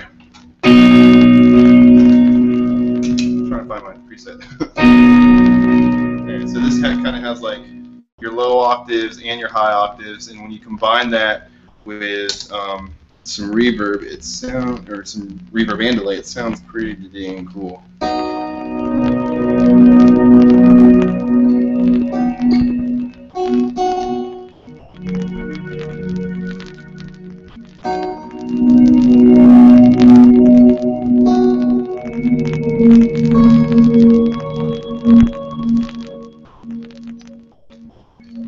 So we will talk more about reverb and delay in just a second. Actually, we're going to go ahead and talk about delay. Everyone's favorite thing. I think I said that a lot. I apologize. Dotted eighth notes. If you don't know what a dotted eighth note is, then go on Spotify, look up Hillsong United, and then look up the United We Stand album, and listen to the first song, and you'll hear something that sounds something that sounds a lot like this. Or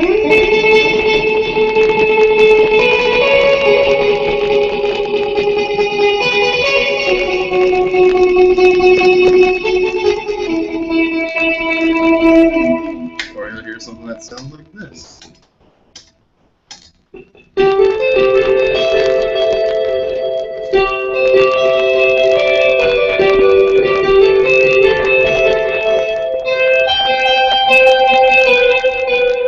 That's actually the Christian Standard version. Anyway, dotted eighth notes very popular in modern worship. Lots of cool ways you can use them. It doesn't really work that well when you're playing a song like in 3. I would suggest using just a quarter note delay and kind of landing on the 1. But yeah, just a basic use of delay in there. And then if you have a pedal or maybe multiple pedals that can do a dual delay, like a quarter note, you know, a dotted eighth note, that will sound like this.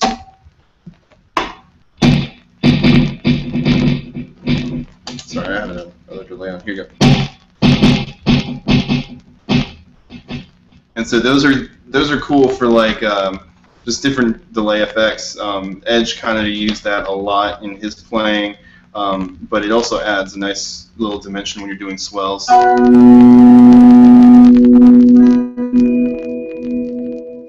it kind of matches and mixes things up a little bit. And then with your reverbs, like I was saying, a lot of guys like to have that big hall, like washy reverb. And that can be achieved through a number of pedals. It doesn't have to be the Strymon stuff. I love it, but you know, whatever you can get. So actually, this is the New Neighbor Slate, and I have the shimmer effect actually built in, but it has the stereo wet reverb in there as well, and that kind of sounds like this.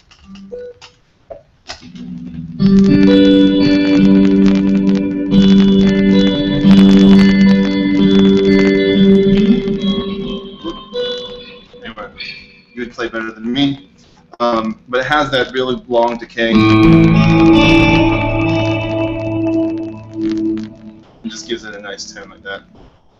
And then if you have a reverb that can actually get 100% wet, and by 100% wet I mean being able to mix or turn up your mix knob up to the point where you hear no dry signal, you can do cool things like drones.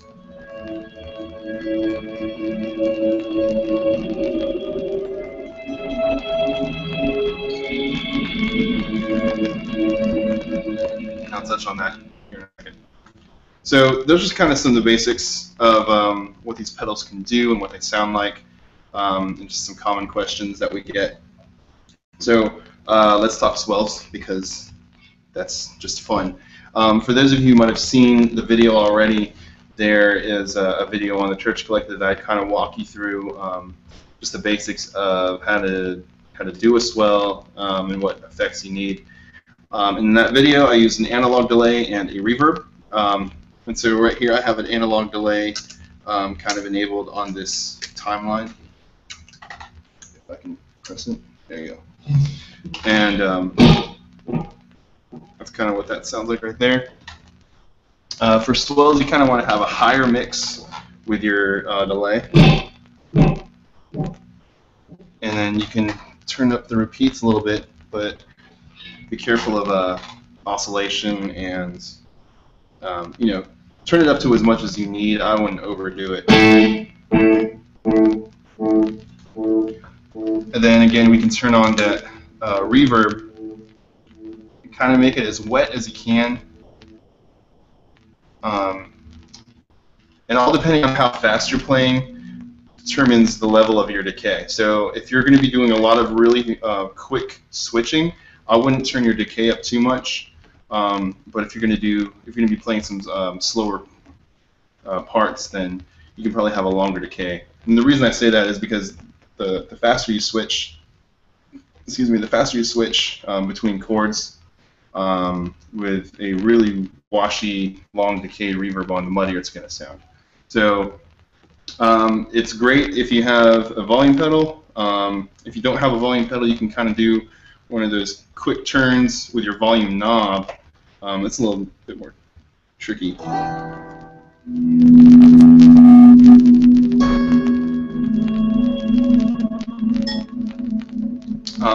But if you have a volume pedal, pretty much you're going to hit your chord, and as soon as you hit your chord, you want to just go ahead and swell up that volume. So it's going to sound like this.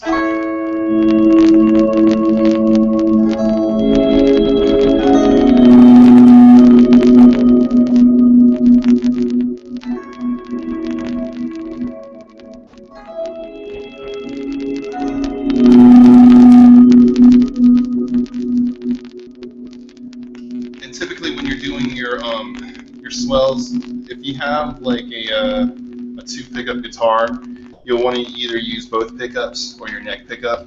I just find that with the bridge pickup selected when you're doing swells, it's a little more harsh, all depending on what kind of pickup you have in there. And so that's a basic swell with just a reverb and a delay. But then you can add a lot more, and if we were kind of with you guys face to face, you could probably hear our stereo setups, but kind of digging a little further into the swells, I would turn on a dotted eighth note and quarter note delay.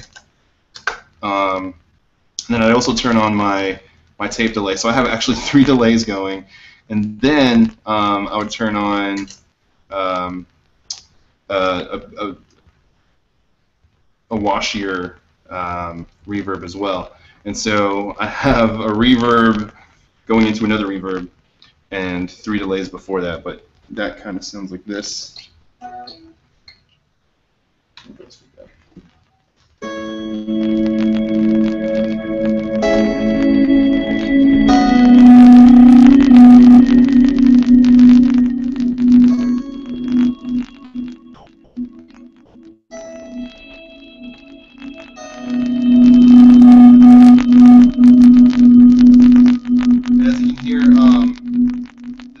Kind of long on one of my reverbs, so I'm just going to turn that down a bit and try to get that at the right point.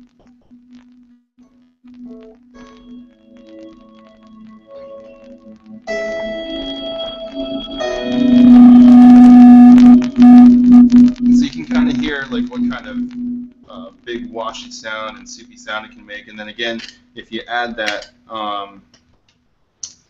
that octave pedal, it makes for a really organ, heavenly type sound. Is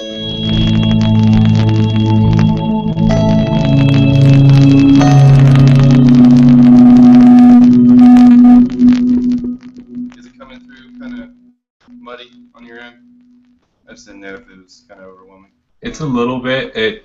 The decays kind of get a little bit muddy, and there's just that crackle that we've been hearing, but we get the general idea. Not too bad. Okay. Well, all the more reason to bring us into your church. Exactly. And on that note, if anybody that's watching does have a church that would like to potentially host a in-person workshop with John and Chris or anybody else that's in the church collective, we do have a link on the website for that. Just go ahead and go to the contact form, or if you're looking at the Guitar Workshop website specifically, there should be a link on there. Or you can just send us an email and kind of request us coming to your town, and we'd love to make that happen. So go ahead and do that if you're interested. Awesome. And John, is this a good time for you to take a quick break? Yeah. Cool. I'm gonna have our friend Dustin hop in and talk for just a minute. Dustin runs GearWire, and I'll just let him kind of explain what that's all about while John takes a little break. Let me unmute Dustin here. How do I do that? Over there. Okay, present, and then... 1 second while we figure out what to do. It's the mixer. Oh, the mixer, gotcha. And Dustin, well, let me unmute him. Dustin, is yours muted by yourself? Because I can't mute you here. Or I can't unmute you. Let me mute John really quick. Looks like he's muted. Oh no, I think you're there. Can you talk, Dustin? Nope, he's taken off. Yeah. Bummer. Rebooting. Is that him? This would be his feed. Yeah, let's see if he hops back in. If not, then we'll talk to Rick. Oh, it looks like he Lost him. lost him. Oh well. Well, we'll go to our other commercial. All right, I'm gonna mute you, John. And hey, we're looking at Rick now. Let me see. Present. There we go. Hey, Rick. Hey. Sweet shirt. Yeah, awesome shirt. I didn't wear mine. Oh yeah, right. I'm done. I was So, even this just is- I was just wearing this today. Of course. Yeah. I didn't. Well, for anybody that doesn't know, this is Rick Matthews, owner of Matthews Effects. He's been a friend of the collective since day one. We got a special run of his pedals. We actually have one left. If anybody wants a gold clone pedal, it's in that drawer over there. But anyways, I would like Rick to take a few minutes to just talk about your company, what you've got going, and what your vision for Matthews Effects is, and kind of what all you've got in the cooker right now. So go ahead, Rick. Cool. So yeah, my name is Rick Matthews. I own Matthews Effects, which is a Christian-owned and run effect pedal company. I really wanted to do it, specifically.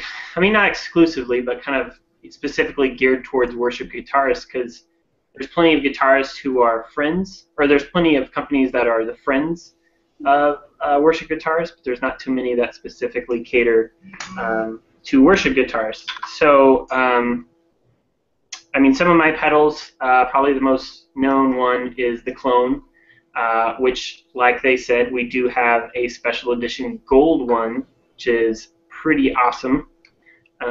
Only available through the Church Collective store, so I definitely encourage you guys to go check that out if you are at all interested in the Klon circuit, which is what the Clone is. A clone of is the Klon circuit.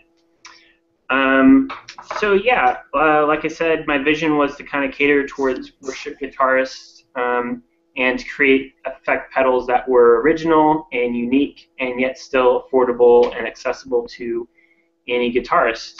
One of the things I'm really excited about that is I'm about to launch is a new single footprint tap tremolo. This is actually the prototype. I didn't have any finished products here with me, but this is the prototype, which I'll kind of get it up close.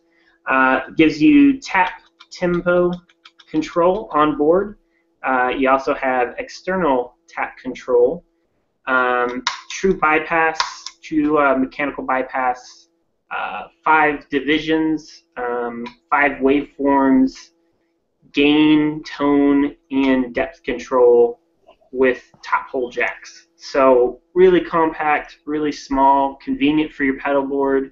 A lot of the other tap tremolo pedals, they're double sized, so they take up a lot more space. This is really feature packed and convenient for your pedal board.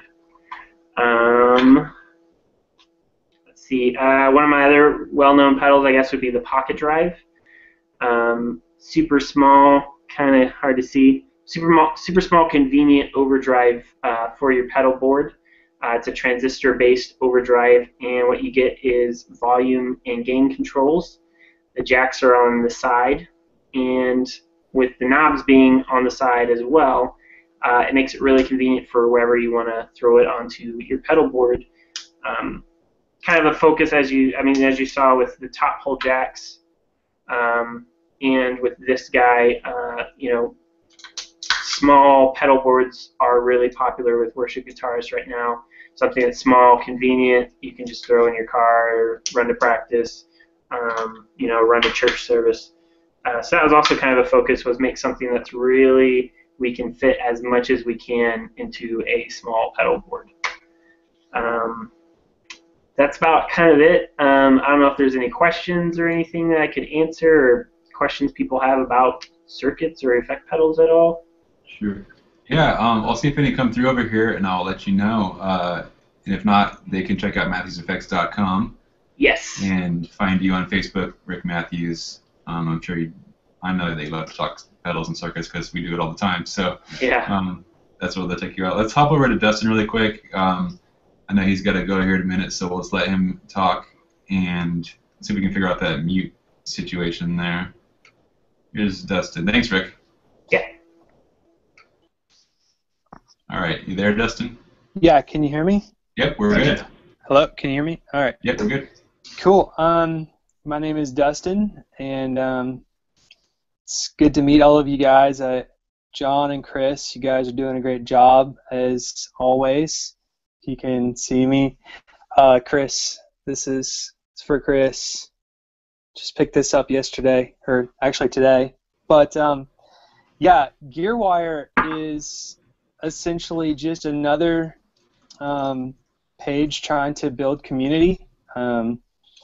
We love working with people. I think one thing that we would like to start doing more is promoting for small businesses and things like that. So if you have a business or something like that, we would love to get the word out about you. Really, I mean, the one driving goal, I think, since we've managed to hit, we're super blessed to hit 10,000 followers. It's super crazy, but I think we really want to build the platform better for you guys to buy, sell, and trade your used guitar equipment, music equipment. And I think essentially that's what, if I could describe GearWire, that's what I think most people would probably see it as, is it kind of started as a place for people to buy, sell, and trade their gear. But I don't know. I don't know really what to say about it. It's great. I'm a musician at heart, so I love gear. I love seeing these workshops. I think it's so important for any of you guys out there watching, listening, that you take up the importance of theory and tastefully but technically learning how to play, and it goes a long way, even past the worship genre. But anyway, I'm not really sure what to say. I would encourage all of you guys watching. So yeah, your Instagram page is at GearWire. Yeah. And what is your website? It's GearWire Co., isn't it? Yeah, it's www.gearwireco.com. All right, and that's a free platform for people to put up their gear for sale or for trade. That's correct. Yep. Cool. Sweet, man.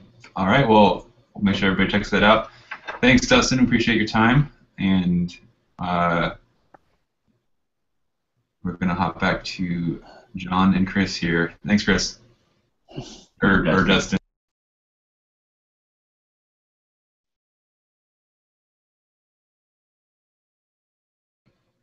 All right, John. All right, you guys ready? I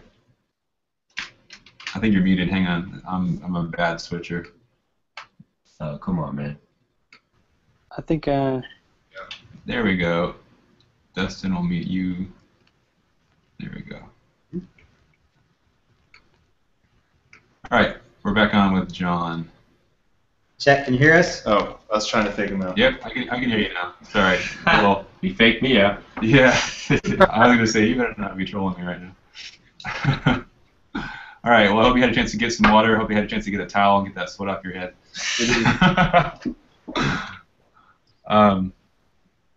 All right. I think we're broadcasting you now. Yep. You guys are good to go and carry on if you have any more sections. I was going to talk about one more thing, tone-wise, but then we were going to kind of hit on, I guess, kind of the responsibility part, as I like to reference it as, just talking about how to acquire and why to acquire and things like that. But I guess kind of picking up where we left off real quick, just with in the realm of doing all the swells and stuff. again, with that that 100% wet feature on your reverb pedal, if you have it, it's a cool time to kind of like show you guys how to do drones. And Andy Othling has a fantastic tutorial on this. But you know, take Chris's method of, I guess, hybrid picking or tremolo picking, kind of doing that number as fast as you can, but as light as you can, and then activating all of those pedals that you have with the mix 100% wet. Kind of gives you that nice washy tone.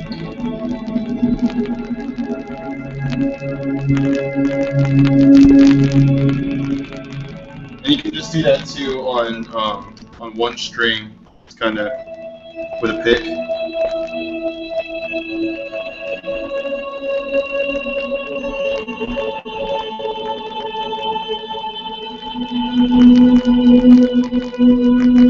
And so whatever effects you have, like whether it's like a modulated delay or modulated reverbs or shimmer reverb, I know shimmer's pretty popular with.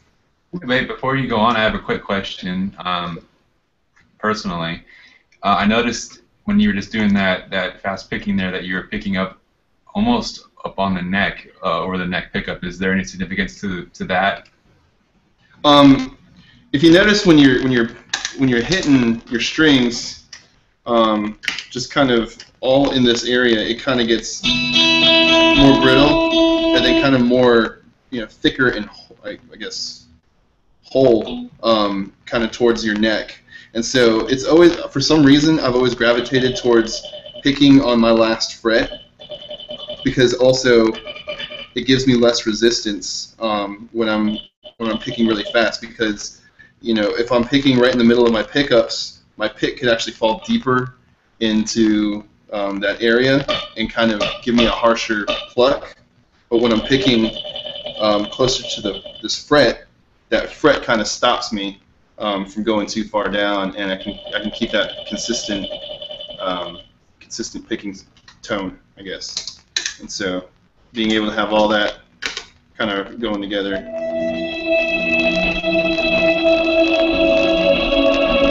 As opposed to,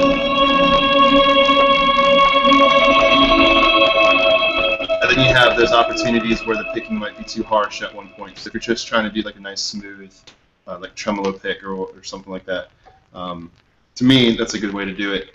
I might just be a clumsy picker, but that was kind of a loaded question for me because I knew it was actually a technique-based thing. I just wanted you to explain it. So.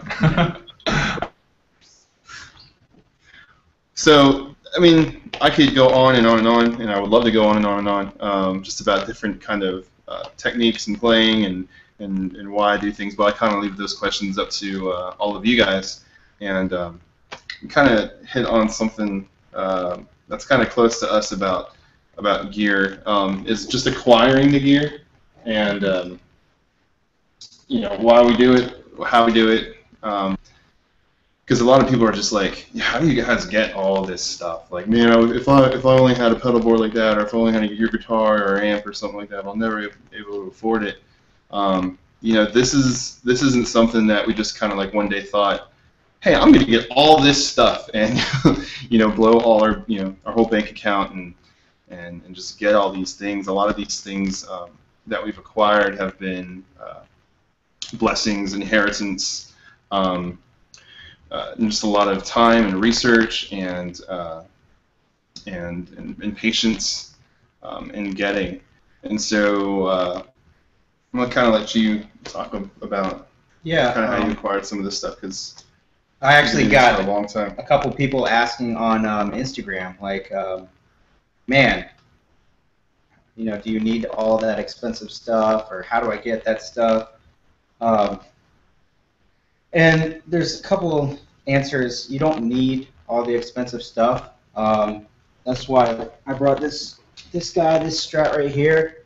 I got this from Guitar Center used for $250, and I use it all the time. It sounds great. And then this little box AC4 I don't know what happened to it. There it is. Sounds amazing. If when I plug this into a speaker cab, like my Bagcat 212, just like something with Celestion, like 12-inch speakers. Even though it's only 4 watts, it sounds huge.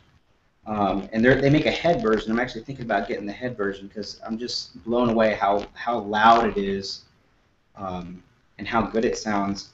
But you don't need to have a lot of expensive stuff to do worship. The reason I have a lot of stuff is because, well, number one, I'm a full-time musician, and I do play with artists and go on the road with artists, and I have played with many different genres, and so I kind of have my true bypass looper set up where for a long time I had it set up for different bands. It wasn't really for switching. It was like, okay, this was one band I played with, this was another artist I played with. So that's why I just kind of need what I have on here for different things. And I do make my living as a musician. So just like a photographer would have multiple cameras, multiple lenses, it's just the tools that I use. But I try not to rely on it too much.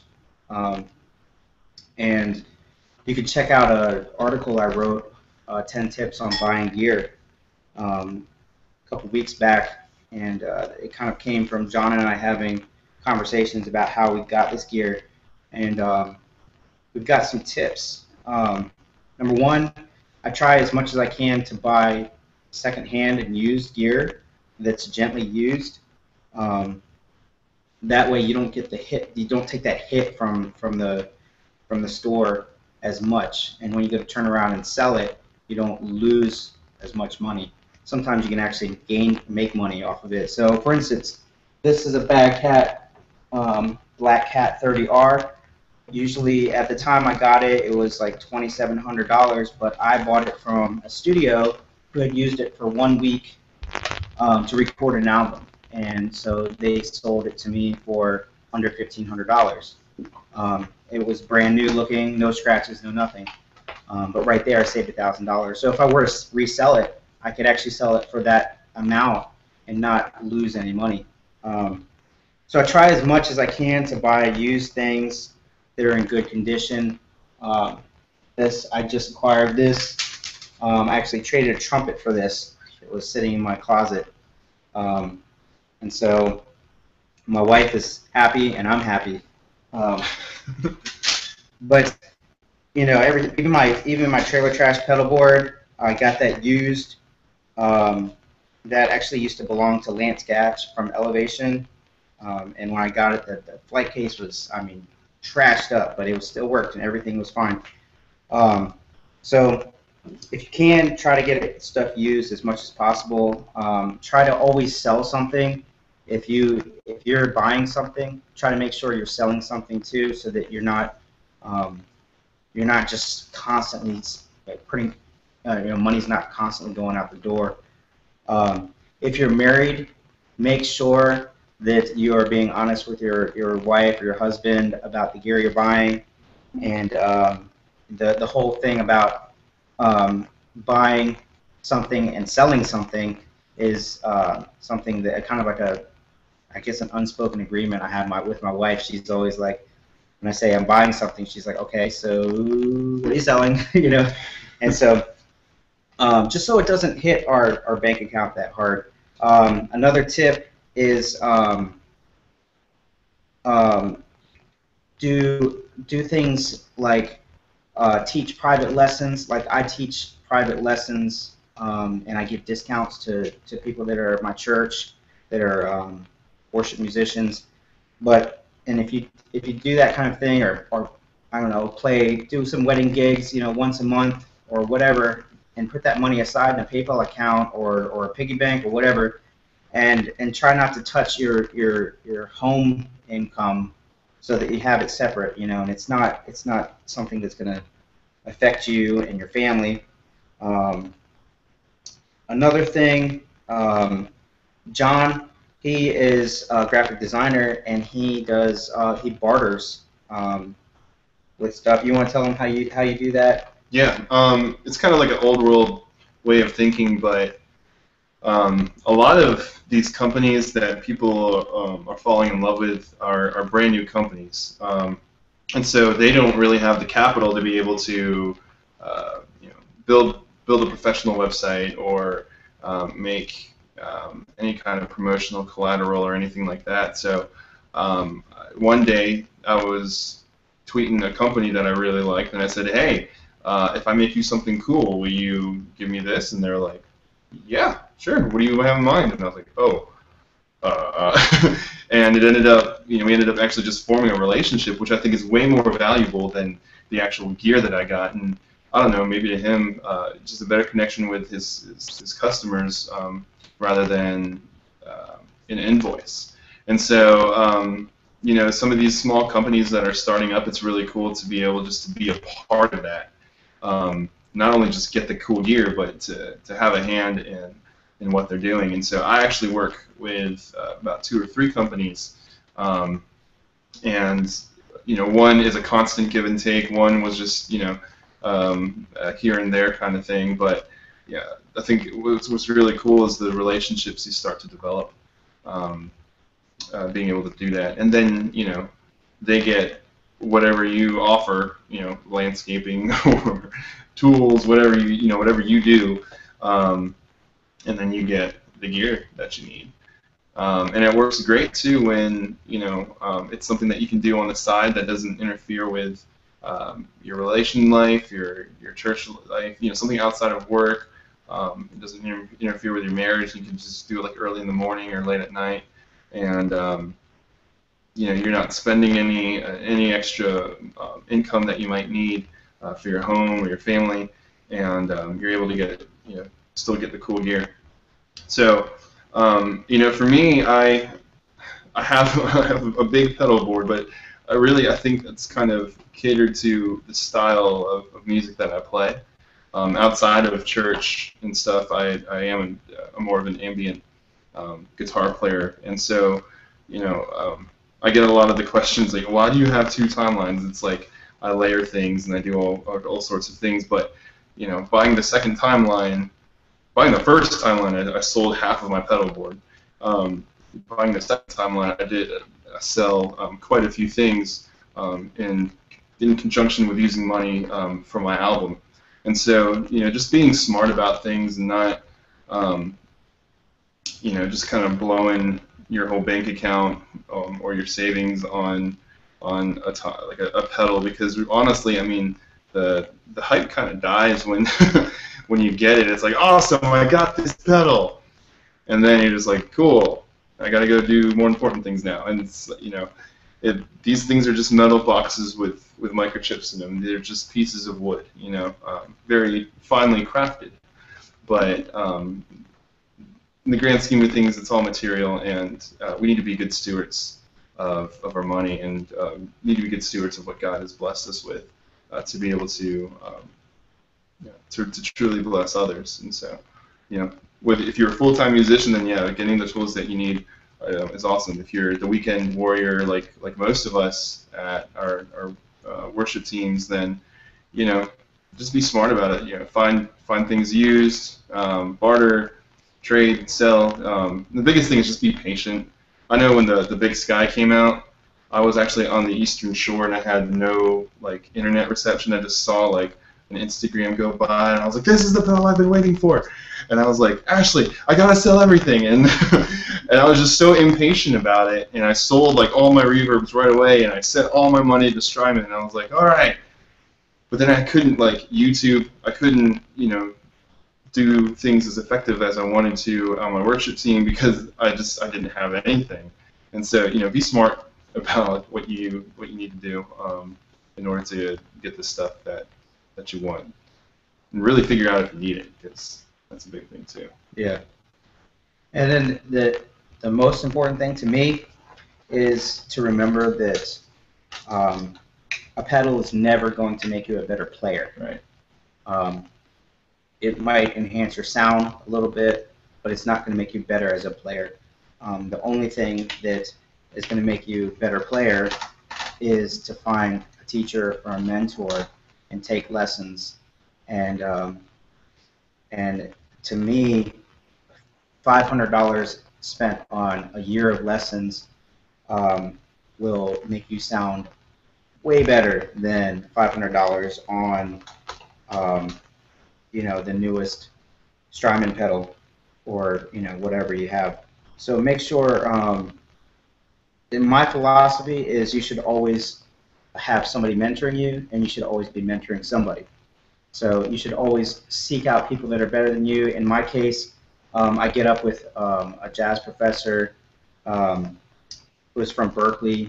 I get up with him once a month, sometimes twice a month, and we just do jazz stuff, and he shows me stuff that just blows my mind, and it humbles me, and it really keeps me moving forward. And then I also teach students, and so you're getting poured into, and you're also pouring out into other people. And I think that's a healthy way to be, because you'll continue to grow, and everything. It's kind of like a healthy cycle, because I feel like a lot of people, they plateau as a musician, and the first thing they think is, okay, let me find another pedal, let me buy another guitar, and that's going to make me kind of move forward, and it's not at all. It's just going to, it's going to alter your tone for a little bit, but with that, I think it's kind of controversial, but as far as purchasing things, tell me if you agree, I feel like the amp is the most important thing. I would much rather play a nice amp with a cheap guitar than play a nice guitar for a cheap amp. So if you're saving up for things and you have a $2,000 pedal board, but you're playing through like a $200 amp, it's just going to make nice stuff sound bad. So try. To me, first thing you should do is build on your amp tone, and then get a guitar that plays well, it's comfortable, it feels good, and from there you can start building your pedal collection. But to me, having a nice amp is like the foundation of everything. Do you agree with that, or? Yeah, I mean, I think it's where it all starts, is where all your sound comes from. So, I mean, it makes sense to have a quality amp for what you can afford, and where you are in your playing, to be able to build upon that, because a lot of your overdrive sounds, which is probably your most used effects, if you're not going through your amp, are going to be affected by your amp, first and foremost. Because I can't tell you how many times I've gone to a guitar shop and wanted to try an overdrive pedal, but I kept telling people, the people who were trying to hook me up on amps, I'm like, look, I don't want to go through this specific amp. And they're like, why? I was like, because every time I played on it, it sounds muddy, and you begin to develop a preference for that type of tone, and you kind of know what you want, and so being able to really find that amp that hits the sweet spot for you at the moment is pretty key. Yeah. If you're playing and you can't just play straight through your amp and get a good sound, no amount of pedals is going to make your sound better. Yeah. To me, I'll play for a long time just through the amp. And when I practice, I just practice with the amp. I don't really actually practice with pedals that much, but I try to get the best possible sound I can out of the amp, and then use as little amount of overdrive as I can, so that it's not affecting my fundamental tone.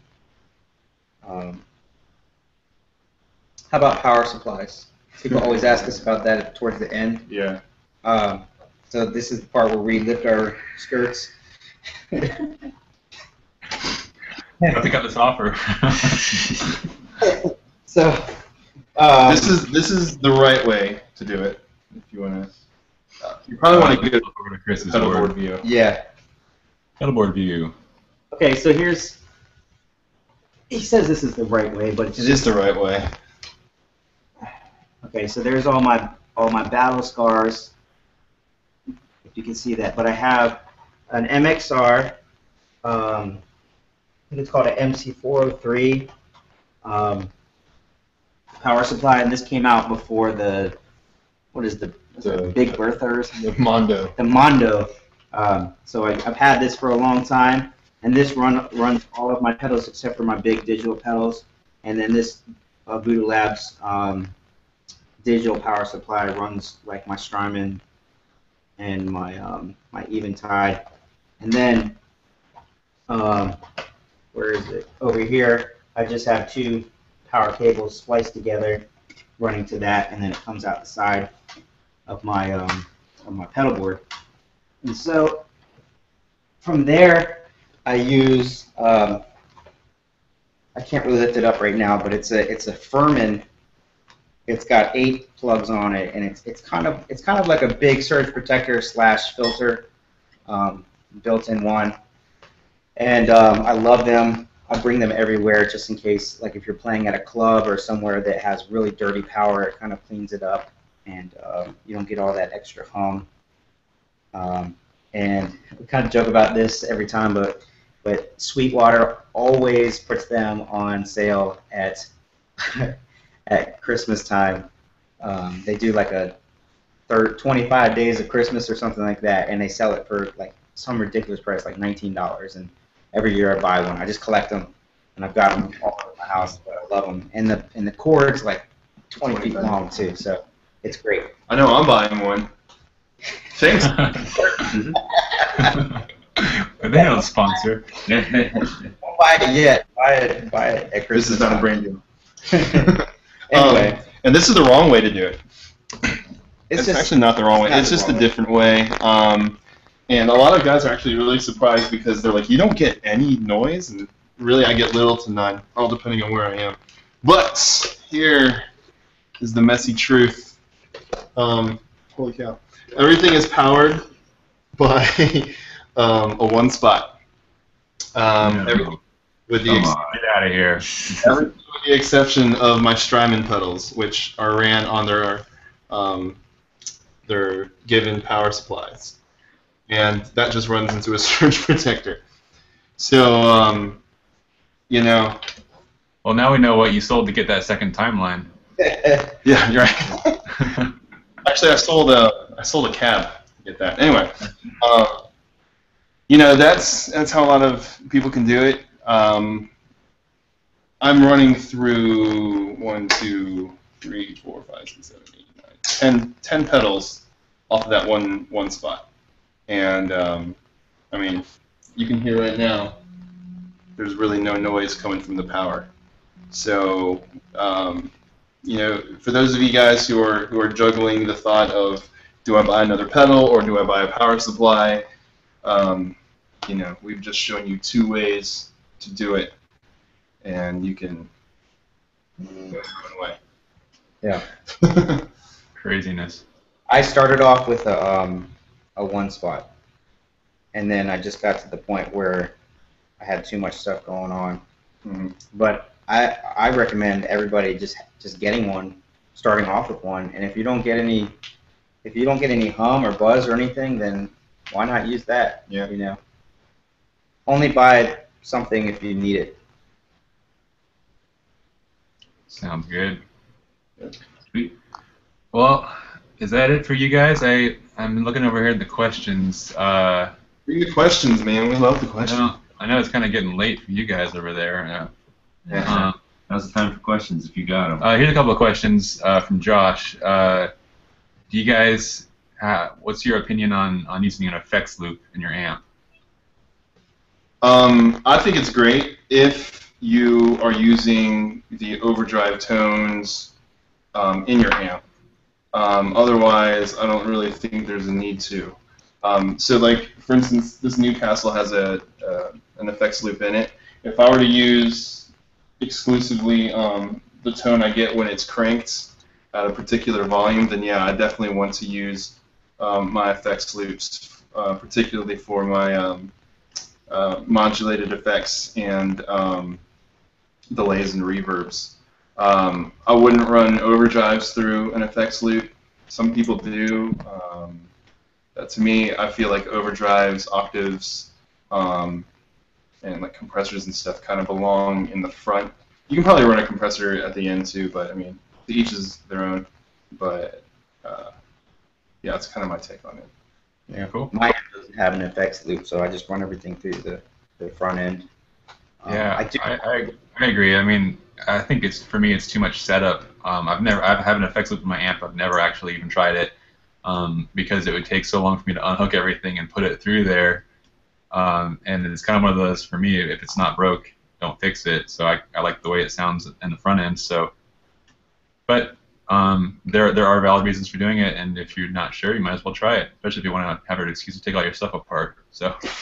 If you have a multi-channel guitar amp, like when I first started with all my pedals and stuff, like I bought delays and stuff first, and I kind of liked the tone that I was getting out of my amp. I think because for so long I was using a Pod XT, I was so stoked to have an amp, and so I was actually using the switchable channel on my Hot Rod Deluxe, and then running 4 cables to the effects loop and back, and to the input and output, and that was kind of my setup, and it worked for a long time. I had like a little junction box where everything ran to, and but yeah, it just kind of got really cumbersome with like a gazillion cables running back and forth on stage. We have a piece of advice for you, John, from Brian Lopez of Ambient Notes. He says you should buy the power supply because it's important. So I'll let you take that up with him.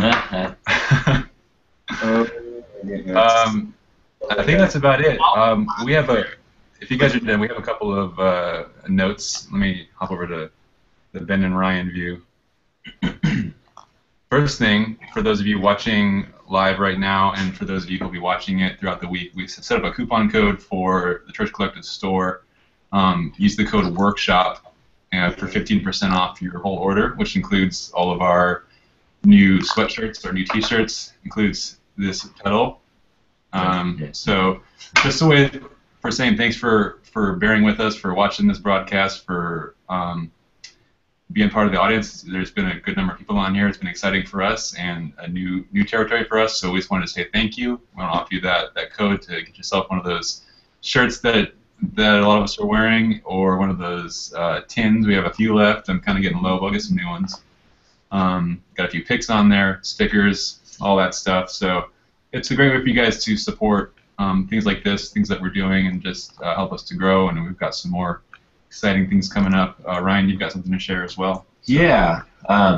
As you guys know, our big thing has been connecting with other worship leaders, and it's just been incredible just today to be able to connect on the internet with a lot of people. But wanted to officially announce, and this is going to start rolling through our social networks as we get going, but we kind of view you guys that are here viewing this, that you're part of this online workshop, you're part of our Facebook communities, things like that you're kind of like the front lines of the Church Collective. So I wanted to announce now that we have what we call the Church Collective Connect groups. You can go to thechurchcollective.com/connect and see them. There's still some graphics and things like that to be done. But we have about 15 right now, worship leader small groups throughout the country.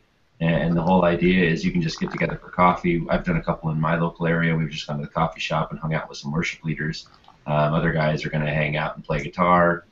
Other ones are going to meet at churches. But we're really just trying to facilitate getting worship leaders together. So we would love to get you connected into a Connect group. If you go to the site and you see the map and there's nothing near you, we'd love to help you get one going as we're just starting to roll this out. So again, it's just starting, but wanted to announce it here to you guys. If you go to thechurchcollective.com/connect, you'll find some of our Connect groups. And if you don't see one, we'd love to get you plugged in as a leader for your own. It really is. For mine, we just go to a coffee shop just close to our church, and we invite worship leaders in the area, and we hang out for about an hour, talk shop, pray for each other, and it's just really cool to connect with actual local worship leaders. Cool. I have some work to do on that. I'm the graphics guy. We'll get there. But anyways, thanks, John and Chris. It's been great. watching what you guys do. Again, we mentioned before, if anybody would like to have Chris and John and the crew come out to their church to do a workshop like this, just connect with us through the site. We'll do everything we can to make it possible. So if there's any interest there, just let us know. I know we're looking at doing another one down in Florida again, and another over in, you said at Liberty, right? Liberty, In Virginia there. So pretty much anywhere along the whole East Coast there, you guys within driving distance is good, and then anything else from there, we'd love to figure out how to make it happen. So again, thanks for everybody who's been watching. It's been really exciting for us to see the responses and just the engagement of the whole time we were watching on Instagram and on Facebook. These pictures people are posting of where you're watching the broadcast from. It's exciting. Thank you guys so much for your support and just for believing in Church Collective and just for hanging out with us. So with that, we wish you all farewell. Have a good night, everyone, and we hope to see you next time. See ya. Night.